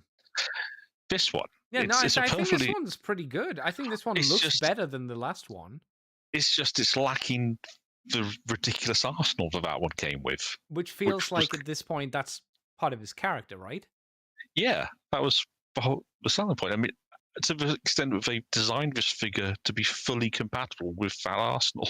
We could have got at least like if you kept it so his little hat didn't come off, you could have got I'm sure got 1 gun out of it, right? You could have given him 1 extra gun. I mean, they've molded holsters for 2 of the guns. They could have at least given us those 2 guns. Yeah. You know? It's so weird. Yeah. So weird. It's nice in some ways that it's there because it means you can give him more guns, but it does feel like I mean, it's on the box that it would say like upgrade your figure with the previous one from the previous year, and it's like it feels kind of gross as well at the same time because you're spending this is a voyage, right? So you're spending 30 quid on it probably at the time rather than 35, so it's still a lot of money. Yeah. I don't know. It's to weird. Get less than you had on the previous version. I mean, like you say, yes, it's actually technically a nicer figure. Yeah. But it's relying on you having a figure from 2.5 years ago to get the most out of it, which is a bit cheeky. Either that or DK DNA Designs upgrade kit for him. I suppose you could say as well. Right? Yeah. Maybe something like that. Yeah. Again, I would say this looks better than the previous one proportionally. He's not fat. He's still kind of missing the fatness of what Hound probably should be, but I think generally overall he, to my eyes, looks nicer. This gets closer to that look. Yeah. Than the previous one did. So it's a better compromise, I think. This is Hound 20 years before he got fat. You know, this is peak Hound. You know, he's reasonably in shape.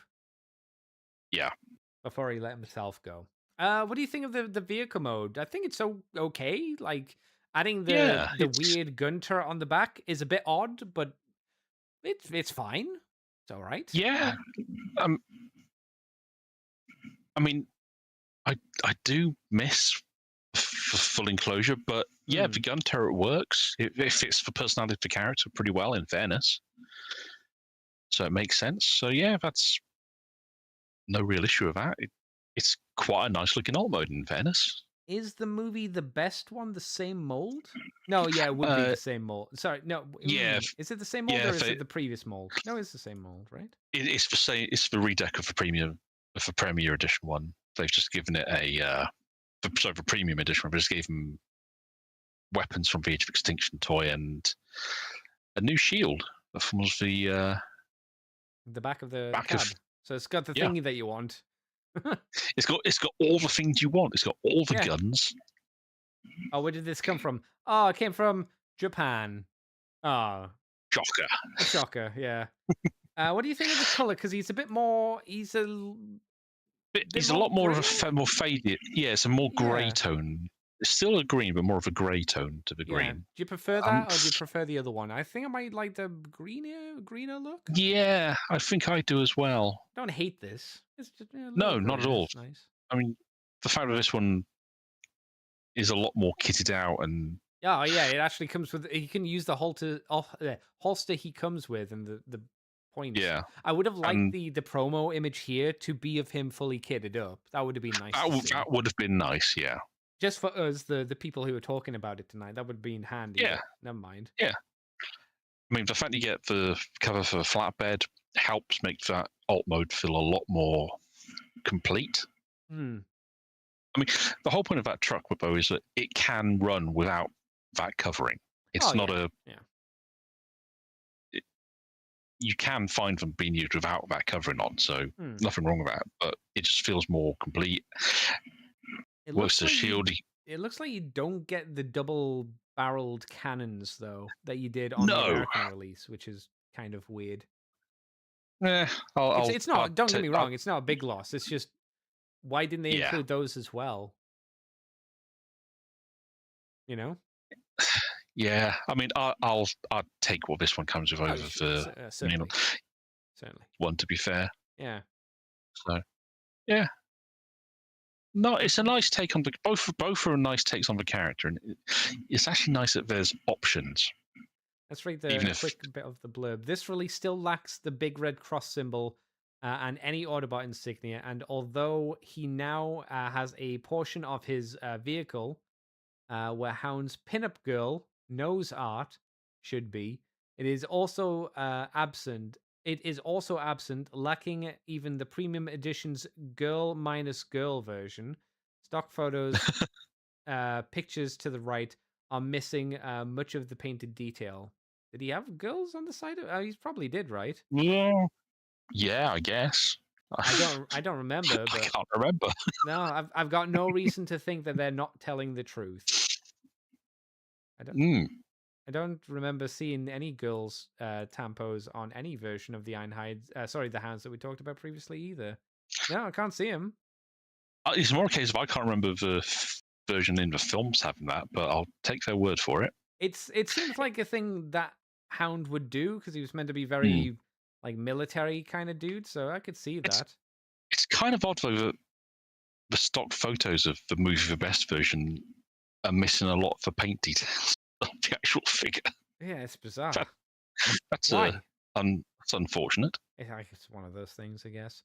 The last figure we're going to be talking about tonight is, two, I suppose. It's the 2017 Leader Optimus Prime, and also the Caliber Optimus Prime, which I think was only in Japan, but I'm not sure. Is that right? Yes. Yeah, I think so, yeah. So we'll talk about the American one first. This Optimus Prime is somewhat / nearly screen accurate deco, D-deco in quotations, of the Leader class figure, but uses the original mold uses the original Leader mold instead of the Armored Knight retool. Unfortunately, in comparison to the first Age of Extinction Leader figure, his vacuum metallicized front bumper, sun visor, robot chest mode, smokestacks, they're not done. His chrome chest was also stripped of chrome for adding painted operations. Painted operations. I think someone on the team's got their I don't all know if mixed I've up. just been reading poorly tonight, but there's sometimes I've hit a word and I've been like, that does say operations, right? I'm not losing my mind. Operations. Yes. For adding paint, yeah, his chrome chest was all stripped of chrome for adding paint operations. And that doesn't That's make sense, right? no, Please. no. Okay, thank God. I'm reading it like it makes sense, right? Right? No. Yeah. Okay, thank God it's not just me.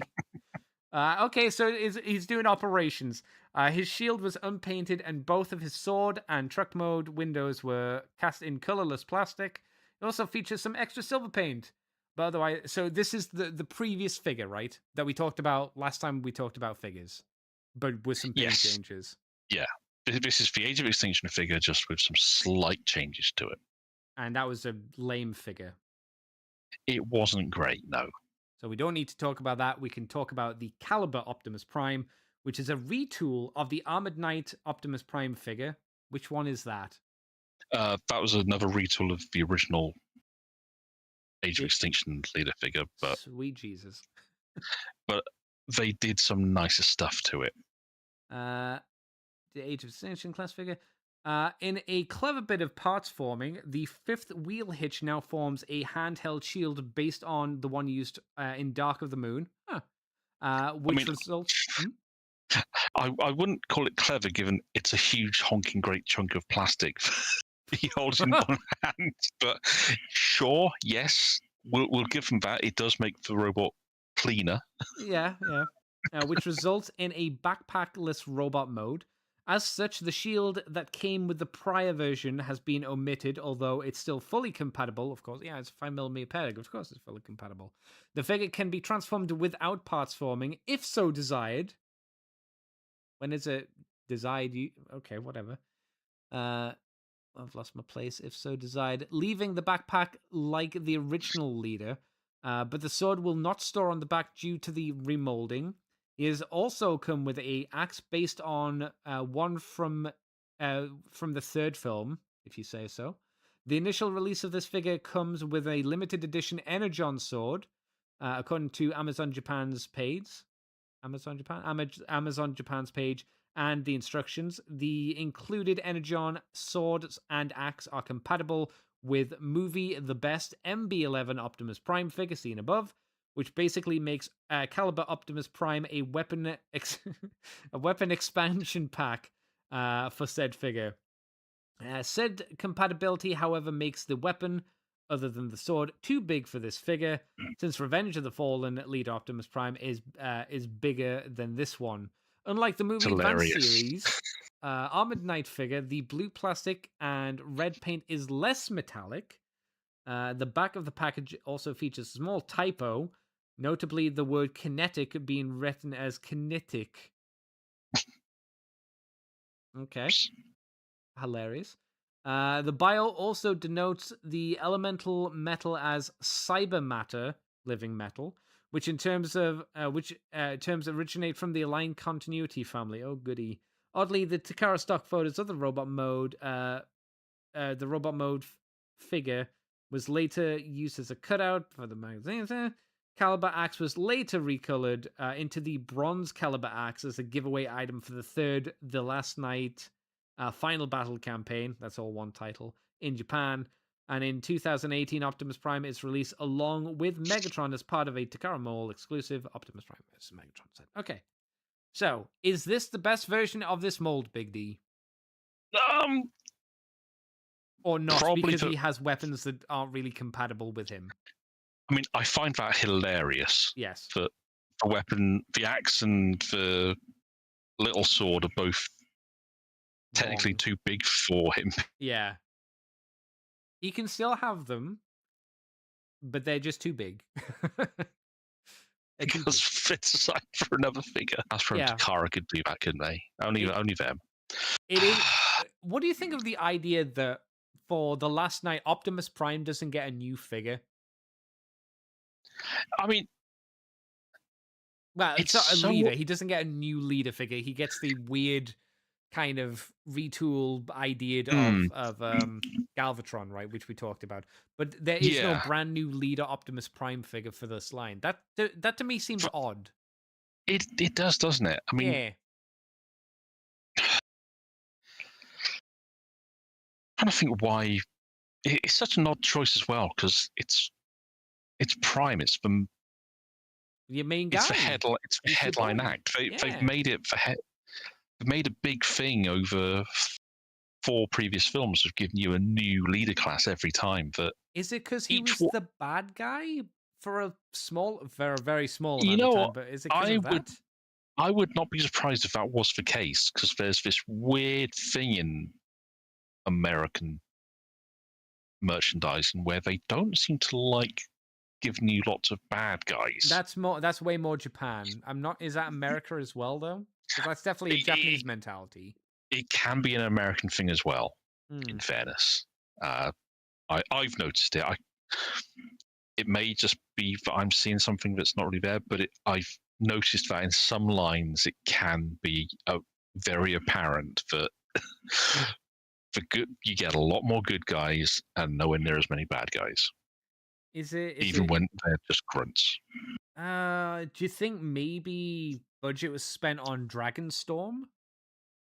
Because that would have been like that's 2 leader class figures that are kind of mushed together, right? Maybe. So Maybe they were trying to use that as the big selling point. Yeah, and they were. Or they thought that was going to be the big selling point. And they were cutting down on budgets being spent other way. And it's like, oh, we'll just do the Optimus Prime again because it's the same. He's not a new Optimus Prime, so no. I mean, in fairness, it's not this one in particular, because they took it from the Armored Knight AOE Prime, which had been, I think it was regarded as the better version of the tooling. Oh yeah. So he took it a bit further. I mean, if you were going by Hasbro, this Caliber version, a version of Caliber, is probably the best official Prime at this point for a movie class you'd get.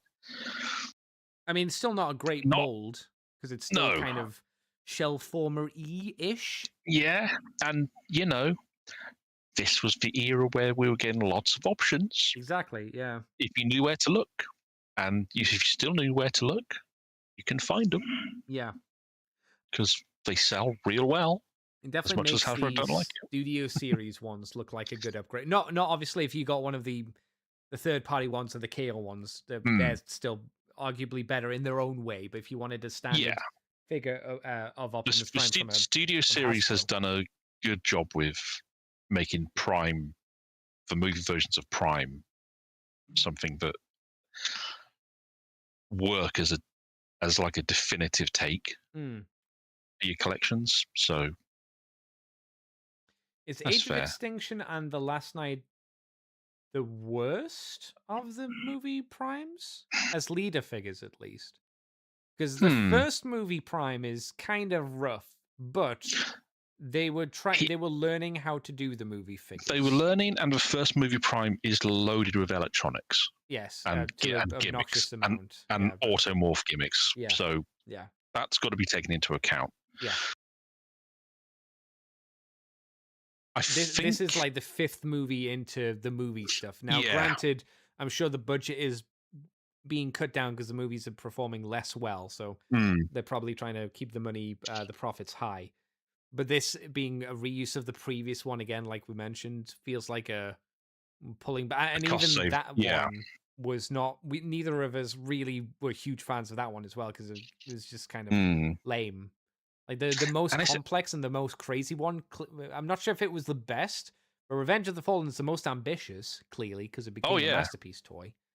Yeah, I mean that's kind of the benchmark for how good a Prime can be, I think, in this sort of line. In some ways, right? Because it went too far in some ways. Oh yeah, well. it's an insanely over-engineered figure. Yeah, and the frustrating thing is that with the AOE and Last Night Prime, the leaders at least, the fact that that figure got retooled so much shows you that there was still potential there. And Hasbro and Takara and other places have made it work over time. It's just it's taken them. It's the fact that that first one they did, which was just the Age of Extinction Prime with a little light retooling.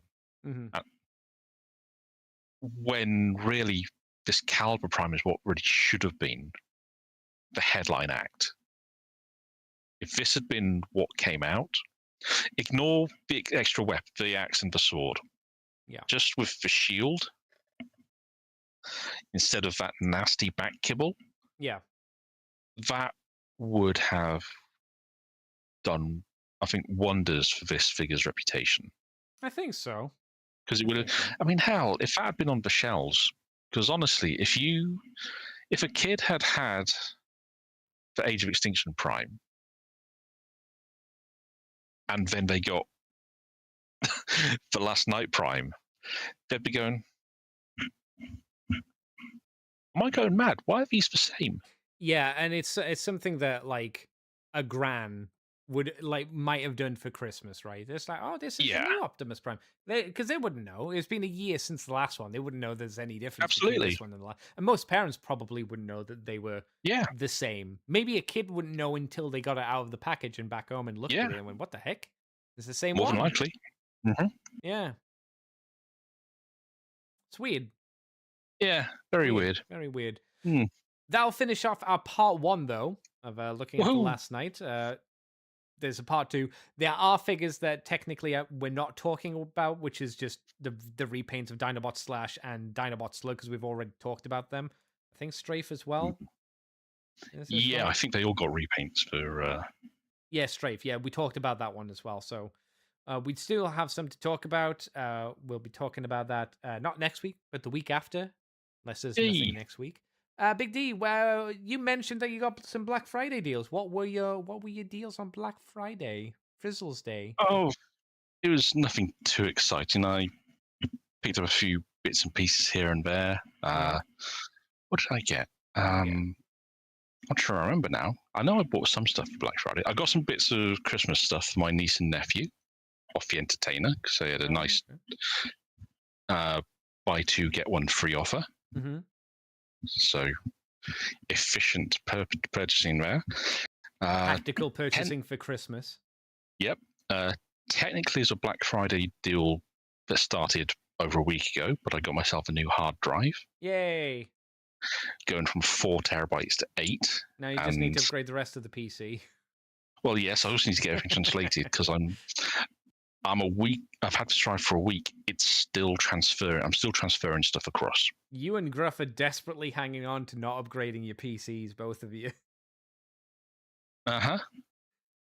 Expensive, man. Oh, I know. I mean, it'll be so good when you do it, though. You'll be so happy when you do it. It'll be so nice, because I'm getting sick of trying to open just a folder to look at something, and my computer just having a wheeze as it tries to read everything and show me a preview. But yeah, those are the main things. I'm sure I picked some others, I can't remember off the top of my head, though. Had some Transformers arrive, though. Oh, nice. I had a HLJ drop box arrive, so I got Scrapper and... Bone Crusher? Yes, yeah, those two. Bone Crusher's really bad. Yes, I have the DNA upgrade kit coming for those two. Good luck with knocking the pin out. I mean that because pin knocking's irritating. Yeah, it's making sure you got the right side, and and it's as far as I'm aware, you can probably correct me on this. Do you know what side is the right side until you start doing it, or is it one of those things that once you start you figure it out? I think you can tell. Oh, okay. I hope so. Yeah, I'm sure I've seen some stuff online for people to work it out. And I got the 40th anniversary Leo Prime figure. Oh yeah, the one that we should have got. To be fair, you know what? It's so much nicer than. There's nothing really that different. It's just the gold they've used far more generously. There's some nice metallic blue in play, and the lion head looks so much better. It does, yeah. Unfortunately, I don't think we were ever going to be allowed to have the Japanese look of that figure. No. No. We had to have quote unquote realistic animal, and it's like, oh, but I want the anime version of him. Yeah. Not to the So point I wanted to pay extra for him to get him again, but I could have got it first time. I would have had that. Yeah. So I shall be. I think I found a suitable person who's going to be in receipt of my original Leo Prime. Oh, I thought you might just give it to your nephews or something. No, my nephew's in a bit of a whiff. No, he's fine. It's just he's a bit focused on things like Beast Lab and Lego at the moment. So who isn't? So he's going for cheap stuff. I see. Okay. I like Lego. Oh, so you don't want your parents to have money. I see how it is. Look, when they came down to stay with us over the summer for a week, we went to the Remy Museum that's on the camp next door. Mm-hmm. And he bought himself a not Lego. Was it a Panzer or no? It was a T-55, I think. It's still building bricks, just not Lego building bricks, but a T-55 battle tank. Oh, okay. Yeah. So he does like a bit of that stuff.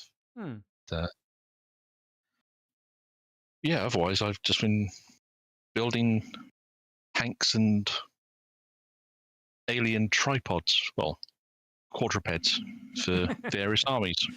Okay. So fun. Not bad. What did I get? Black Friday wise. You've been painting Aspect Warriors as well, haven't you? Phoenix Lords. Yeah, I've been slapping on paint from the Phoenix Lords I've got. That I got for my birthday. Well, not for my birthday, but that's kind of when they came in. They came in, luckily, around the time of my birthday. I've got 4 left to do, and then all of them will be done. I actually bought a set of Space Crusade Eldar Attack Eldar as well for a reasonably okay price. I think it was about. Let's read the description because I don't think it seems like it's not all of it. Like it looks like it's most of them, if not all of them, plus all of their weapons. But it looks like, the commander, how he came with like the pagan sword and pistol. I don't think it has that part. I think that's part. Okay. But I spent like 50 quid on it, and it also comes with the cards and the other stuff, which I already had, so I didn't need that. But that's actually for that set, that's pretty good, to be fair. I was like, I'll go up to 60 because it was on like 30. I was like, you know what? I haven't seen it for that good of a deal. If you want the individual Eldar, they're usually about £12 or more. So getting all of them in one blob was decent, I'd say. I'll see if I can get you that works. The image. They need to be cleaned up. Because some of them, they're painted. It's like they haven't been primed, but they've got paint on their head and on their forearms and stuff. I can imagine. But it's like, it's fine. It's fine. I don't mind. The original listing. Copy image. And that. One looks like it's missing its base as well. But apart from that, it looks like they're all there. It's a decent blob of them. At the very least. Oh my, that's. I mean, it's a 25mm slaughter base. Gosh, I wonder how hard those are to find. I know, right? I've got night horns, Yeah. So I've got a load just in a box. So I just need one as well. It seems, but like I say, it looks like it's only the commander that doesn't have his correct arm, and it's like, okay, fine, I don't mind. Honestly, Dire Avenger, and that'll do. Yeah, honestly, that's a pretty decent set. In fairness, dude. Well, it even came with the cards as well, which again I was and the base plate and the. It looks like it comes with the instructions as well, which again I didn't need, but whatever, I'll take them anyway. Why not? Hell yeah! So I don't know when that's going to appear, but that should appear at some point. I did miss out on some other good deals. Like I missed out on a Chaos Dreadnought. I missed out on a Metal Carnifex. But I thought, you know what? I'll just go for this. And once I get this, fine. I don't mind missing out on the other things because I want to. All I'll need now is the 3 Tarantula turrets, and then I've got 100% complete Space Crusade and expansions. So well done. Yeah, that's all been pretty quick. I got that all pretty much within like You'll have to do. Boyle. You know what you'll have to do though. Mm-hmm. You'll have to dig into Mr. Gruff's archive and print out all the expansions that were in White Dwarf. Gruff's meant to be sending me that, but it's been lost in the post. Because what I'll need to do, because I already have a plan, what I need to do after this is buy the things that work with the expansion stuff. So orcs, you can get extra orcs. Like I can't remember with what, like with shock cannons and stuff. But I think you can get a Terminator Librarian, which I don't have. So I'll need to buy a Terminator Librarian. Because they had rules for Terminator Librarian, Terminator Captain, Thunderhammer, well, all the Terminator loadouts, basically. Yeah. Space Marine Scouts, which were just for plastic scouts from Space Crusade Advance. And Tyranid Attack. Yeah. So you just need a squad of each for the 3 chapters that you play as in the main thing. One of the annoying ones I'll need to get, or would like to get, are the plastic hybrids. Yes, I was going to say, do you steal hybrids were a thing? They suck to buy. They're not easy to get. Oh yes, they are. I think they even had rules for Tyranid Warriors at one point. No, they definitely do, because Space Crusade comes with 3 Gene Stealers. So yes, because they basically, part of the expansion, one of the White Dwarf expansions was just to let you use stuff from Advanced Space Crusade in Space Crusade. Yeah. So I'll be picking those up at some point in the future. Cool. Do you think that might be something, once it's complete, you'd bring it to Boyle? Oh yeah, definitely. I'll bring it to Boyle. Because that could be fun. Yeah, and now that I have the Eldar, it can be a 5-person game. Hell yeah. Yeah. Like I say, the only thing I need to do is get the turrets, and then we can use Mission Dreadnought. That's the only thing that stops Mission Dreadnought. Otherwise, it's do Mission Dreadnought, but without the turrets. And everyone dies. Yeah.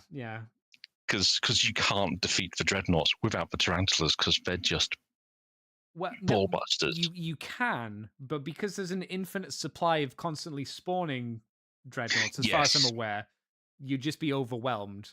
I mean, that could still happen, I guess, if you have really fucking terrible dice rolls, but at least the turrets, I think, are meant to balance it out a bit, I think. Yeah, because I think, don't you have 3 Dreadnoughts now? In total, is that how it went? Yes. Yeah, because that's how it went, I think, in the set, because you had 1 in the base box. Yep. And then you have 1 more, then you have the super one. Yes, Mission Dreadnought gave you the super one and another regular one. Yeah, exactly. And that's sphincter clenching time. That is. Yeah, and you can have the super one head on the small one's body, which looks a little bit weird, but you can do that. It's adorable. It looks weird. Or you can have the normal one's head on the super one's legs, which looks even more bizarre. Which, oddly enough, looks very similar to the post that Darren posted in the thread that had the Dreadnought body on the really long legs. Yeah. That kind of idea. I don't know why anybody did that. That was ridiculous. It looked bad. I don't know why they'd want that, but they did it. Bizarre. I would direct you towards the AdMech sniper that Games Workshop released, 2 years ago now, with the stupidly long legs. So someone in there likes the idea still. Yeah, but like that makes sense for like AdMech. It's silly, but it's like AdMech-y, but for like a Dreadnought on top of really long legs. And I would assume they did that a long time ago. I would assume being a Dreadnought, a metal Dreadnought as well. You know. Yes. Like if you did that with a Killer Can, I'd be like, okay, it's an orc thing. Orcs don't make any fucking sense. Fine. I don't mind that. The logic behind that is orc logic. Cool. Yes, the logic is orc. I don't know about that. I don't know. Anyway, Excelhead says, I managed to get Cosmos and Armada Wheeljack both for $15 on Black Friday sale. That's good. That's not bad. You know, I nearly pulled the trigger on a couple of deals I saw for Transformers, but I had some other things I was trying to pick up as well. So it was like, I didn't see anything I wanted Transformer wise. Unfortunately, I'm like, maybe they'll do like, maybe it's too soon. But I was hoping like Studio Series 86 Megatron. It's like, nah, that's still $55 if you want that. I'm like, ugh. Yeah. It's too soon for Quick Strike. It's like, oh, well, okay, well, never mind that either, I suppose. I got Blanca, Jada Blanca, for 20 quid instead of 24. I'm waiting for Sagat. Yeah. Like, Sagat came out at the exact same time, and he's still 24 quid. I'm like, why Blanca? Why Jimmy? Why is Jimmy on sale, but Sagat isn't? I saw Jada Toys Chun-Li for 16, and I was so That's a good figure. Yeah. Yeah. I was, very nearly. Yeah, the line's nearly done. Vega's the newest one out. Sometime next year, we're getting E-Honda and Balrog and Akuma, and then it's done. The line's over. Oh, nice. Yeah. So we're just doing the Street Fighter 2 characters. Super Street Fighter, Super Street Fighter Turbo, Champion, all those ones, yeah. Then we don't know what to do. Okay. The other stuff that they've got working at the moment is Scooby-Doo, for some reason, serial mascot characters, and Edge Runner. Cyberpunk Edge Runner seems to be the next one that they're doing, which I don't know why. I'm sure people will be happy. I don't like Edge Runner at all, but I think they are doing a second season of Edge Runner. I think I think I remember hearing that, so that'll be good for them. Yeah, it almost seems like a no-brainer because the Street Fighter line seems to have done well for them. Would it make sense for them to look at other games in the series? I think it depends on what they're allowed to do, because Storm Collectibles are doing Street Fighter 3 Alpha, so they have that license. Ooh. So I don't know if that means they hold all of the Alpha stuff. It probably does. So I guess technically you could do Street Fighter 4. You could maybe do Third Strike, but I don't know. I definitely recommend doing Third Strike because you got some really cool characters in Third Strike. Yeah, like Dudley and 13, etc., etc. Just imagine if they expanded Flying out just to do some of Capcom's other fighting characters of that era, so you could have like I'd like them to do Mega Man X. They have Mega Man, but I'd like them to do Mega Man X. If they could do the other guys from Marvel vs. Capcom, that'd be cool. Captain Falcon, Captain Commando, that was his name. That was one of the guys from Marvel vs. Capcom. Well, I was actually thinking some of the 2D scrolling games, so like Final Fight, Captain Commando had his own game. Technically, he did. And like 4 other characters in the game with him. That's right. Yeah. So you could do Ghosts and Goblins. Probably wouldn't be a bad shout either. Not sure how much of a figure line you get out of Ghosts and Goblins, but that could be a thing. I mean, I wouldn't be against them doing stuff like that, but Jada Toys is still a small company, so I guess it depends what people will allow them to do. Yeah, it'll be interesting to see what they do, though, because from what you've told me and from what I've seen people saying about them, they know their stuff. Yeah. So it'd be nice to see them carry on. They're way better than Hasbro.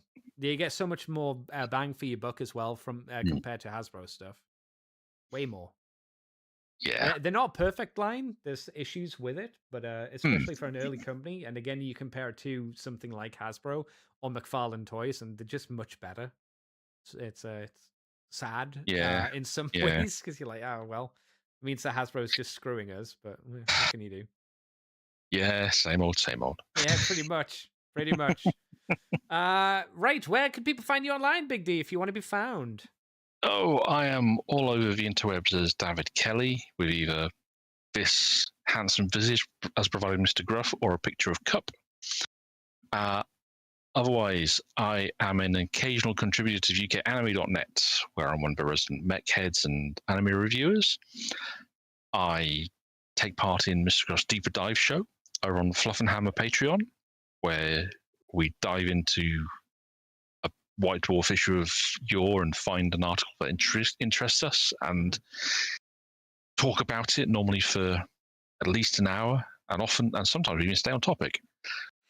And then with Mr. White, we do Fluff and Busters, which has its own YouTube channel now. It's still part of Fluff and Hammer. And we talk over movies from our 2 unique perspectives. This week, we just put up Event Horizon, which is not with Mr. White, but with Mr. Gruff. Because we felt he had things to say about our film. Okay. So we have, I think, 5 uploaded so far to YouTube, to the new channel, and stuff's been re-uploaded to the Fluff and Hammer website as well. So it's all going on. If you fancy an entertaining commentary to go along with a film, all right. Yeah. XLhead says just ignoring YouTube today. No, I did mention your comment, didn't I, Big D? Right? Yeah. Yeah, I did that. I thought I did. Yeah, we talked about that. You can find me on Twitter, Twitch, and YouTube as the K Dandy. I do streaming on a Tuesday to today basically. Apart from a Thursday, where we're doing gaming, we're doing AI Limited at the moment, Hades 2 and Blood West. Playing that. I'm also we do the Moonbase 2 podcast on a Sunday at 9:30 in the evening UK time. So if you want to come on by for those, you can find us on Twitter, Twitch, and YouTube as Moonbase 2 Transformers podcast or ccbunker.weebly.com and the Moonbase 2 forums as well. I think that's everything. I'm also on the Fluff and Hammer whenever Jeff wants to record. I think we're recording this week. Yeah, I think we're recording Wednesday. Oh, So excellent! What's happening Wednesday? I shall keep my diary free so I can be in the Twitch chat and, along with Mr. Darren, provide suitable iffy commentary. My plan, or the thing I like to do, is I'd like to get all of my Phoenix Lords done by Wednesday. It's a mini challenge I'd like to get for myself. Whether I can do it or not, I don't know. But since I've got 4 to do, it might be possible. It might be possible. I'm sure you can get at least part of the way there, if nothing else. Yes, part of the way. Yeah. Yeah. I'm just looking forward, because Wednesday, I think, is when the new DLC character for Darktide drops, and I'm intrigued to see how they. I think it's the Hive Gang. The Hive Ganger. I think the way they're supposed to play might be much more to my style than a lot of other characters are. Which is what? Well, they get twin gun, run gun action going on. Mm-hmm. So guns akimbo, and they get a rocket launcher. Oh, okay. All right. That's kind of neat. So I'm kind of looking forward to that. That could be fun. Is it a paid DLC or is it a freebie character? Unfortunately, it's a paid one, but I don't mind. I've had what's it now?